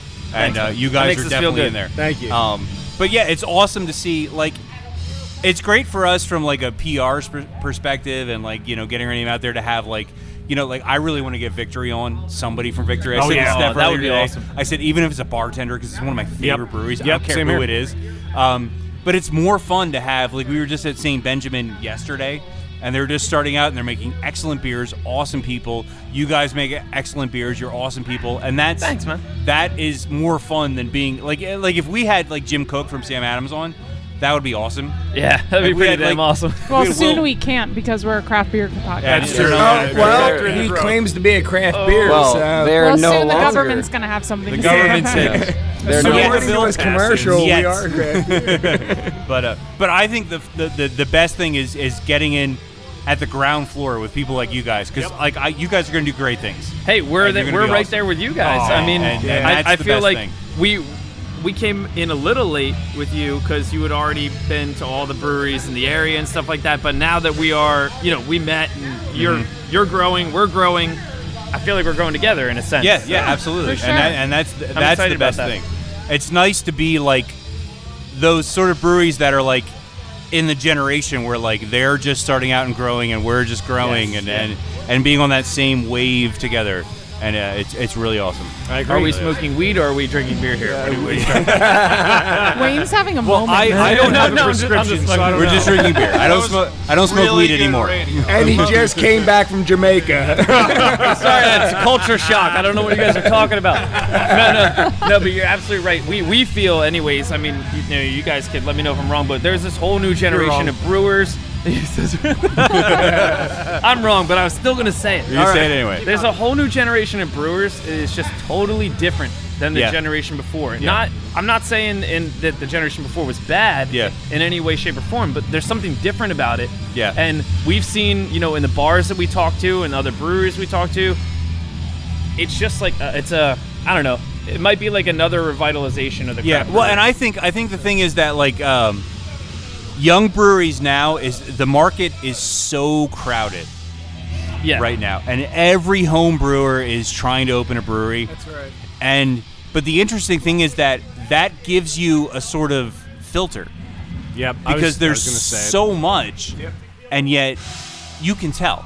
Like whether it's when you even before you taste the beers, a lot of times, not always, but even before you taste the beers, you can tell. Talking to the people, seeing the places, listening to their plans and stuff, you can tell. Okay, this guy's going to make it. This guy is not. Yeah. Well, we've had these discussions about the consolidation of the craft industry. It's inevitable. So the country can only support so many breweries, and there's different opinions about that. There's a lot of people that think like, oh, there could be another 1,000 or 2,000. Right. We haven't seen this many breweries since the 1800s. Yeah. And eventually, I think you're right you'll see like, a consolidation of the fair ones, they'll fall out. The good ones will start rising. It's inevitable. Every industry does that. Yeah. This can't become like the pizza industry where there's one on every corner. Right. There's no way to sustain it. Right. The level of capital investment and work and to get something like this up and running. I mean, Eric and Tim can tell you they've been doing this from the beginning. It's amazing. Jim, I totally agree, and I think there's a day of reckoning coming, and it's coming. It's coming soon. That sounds dark, but I think you're right. It's dark in a sense, but at the same time, the one thing I love about the brewing industry is everybody helps out everybody else. Yeah, but definitely. You know what? I mean, almost everybody. Almost. there is a cutoff where even the brewing industry sees that you're not up to par. That's just the way it is. And there's a day of reckoning coming, and there's going to be a level off. Right now, yes, everybody's enjoying the happiness. Everybody's growing. There's going to be sort of a consolidation phase that's coming in the next couple of years. Yep. And we want to be before that, obviously. That's right. Yeah. And I think we are. Yeah, but I agree. You have to differentiate yourself. And I think there's a line between the breweries that are gimmicky or the breweries that are just, really great marketing but not so great beers and not so great quality control, and that's important, Yeah. And, the centerpiece to a brewery has to be the quality of the beer. And I mean, we're not into like tooting horns or anything like that, but like that, I think that's what we really focused on from day one, even before writing the business plan, is if we don't have a beer that people like people have to tell us we like this beer. Otherwise, forget it. That's right. So if that's not there, then you're going to have trouble in the brewing industry. But I think, like Eric said, there's going to be a time when there's all these breweries that are starting, because it's getting easier and easier to start a brewery and have a tap room, which is maybe something else we could talk about, if not now, another time. But it's great, but it's going to be tough for breweries coming on. It introduces a sort of cutthroat market, but I think in the long run that's good, because you have so many. Because right now, all you have to do is say craft beer, and people will come and open their wallets. They will. Yep. And even if it's crap, there's a certain segment of people who will come and continue to open their wallets and buy your beer. Well, I thought you said crap beer. Yeah, right. But here's the thing. And here's the thing. And how, so maybe we can agree on a year. How long has this resurgence been happening? 5, 6, 7 years at this pace? And not only that, but you see big companies like Samuel Adams trying to call themselves craft beer now. Yeah. They see the market. Yeah. They see Yeah. that rise and fluctuation in the market where they're trying to get into a piece of that. And I think there's a difference between the appeal of craft beer because it's called craft beer, and the appeal of craft beer because it's actually good. Craft beer. You know what I mean? But just because it's called craft beer, just because it's local, doesn't mean it's good. Exactly. And I think there's gonna come a point where, like, these college kids who are just, just becoming old enough to drink now. When I was 21. It was Yingling Lager. Yeah, like, that's all there was. That was just craft beer was Yeah. around, but it was kind of in the Still background. is. It was never really Yangers. there. That's right. Yeah. And now, like, Timmy's wife still couldn't come. people that age now, people 10, 15 years younger than us, Earmuffs. are growing You're up right. with You're right. with craft beer constantly around them. Yeah. And some of them are going to kind of just fall out of it and find the beer that they like, and that's it. And some of them are going to start to care and be like, well, wait a minute. Just because it's craft beer doesn't mean it's good. Like, Right. there's more And to there- it you than see- that. That's right. They're And getting- I think that a consumer education is gonna bring in that day of reckoning. And I hope these breweries survive because they make good beer, not just because. exactly Not because- just there because they're are some craft. really great businesses out there, but their beer is I hope not so, good. too. But they're surviving because they have a good business. But to they're Wayne's they're point, running on about the fumes. beer. They're That's running what on it comes fumes, down and to. the fumes are going to run out. Fumes will run out. Yep. I hope Well, so. to Wayne's point too, I the worry. kids that are turning 21 now, they're honestly, I'm kind of jealous of them that they have such a choice, because when I was 21, Yeah. which was several years after Wayne was true. 21, it was basically Yingling was your specialty beer. That was Yangers. the one. Yeah, exactly. That was the one you had, like the $1.50 Bud Light at the bar, and then you had the $3 Yingling pint. Yep. Because in Philly, Yingling is still $3. But you had that. That was the one that was like, all right, I want something that has flavor. But now they're turning 21, and you have all these. There's 3,400 craft breweries in this country. Yeah, but when you turned 21, did you want flavor or did you just want cheap beer to get I drunk? just wanted to get drunk, but after about a year, I Yes, was but like, the difference is That does wear out, though. it does. But I want the other flavor. the flip side is that now it's not I just want beer to get drunk. There's the cool factor. Right, You drink right. craft That's beer. true. That's a good point. There's a societal sort of That's exactly it's right. Yes. PBR. a status symbol. Hipster. Well, you're either a hipster and you drink So now you're PBR, talking about and I hipster think beer. the hipster PBR thing represents a sort of. That's, I kicked her in the face. Her teeth knocked out by the microphone. I kicked the mic, which hit her in the face. So I kicked her in the face. I bit my tongue earlier. Oh my Steph's gosh. gonna lose some You teeth. guys are never gonna have me back Dude, on the show. podcasting is dangerous. It really business. is. Let me tell you, we need to get OSHA. We in need here. insurance. We need Not OSHA. only do we make beer, we consume beer. Well, yeah, that's true. Yeah, and lots of That's it. the biggest right. benefit of this industry. But I think the It's a hazard. PBR thing is sort of a backlash. Like, I think it's kind of like, because craft beer has become so cool that hipsters now are like, well, I drink PBR because it's not craft beer. That's right. You know? yeah. Right. Well, I mean, they have so many brands that they own too, and it's not the Bud Miller Coors. It's PBR. To be fair, if I'm out at a bar and they have it for like $1 a can, or I'll get a PBR. Don't they Why own not? not your It's father's $1. beer They now? do. They I think they do. do. Do they Yeah, really? That's right. Yeah, they Crazy. own a lot. $1. I hear And that's good shit.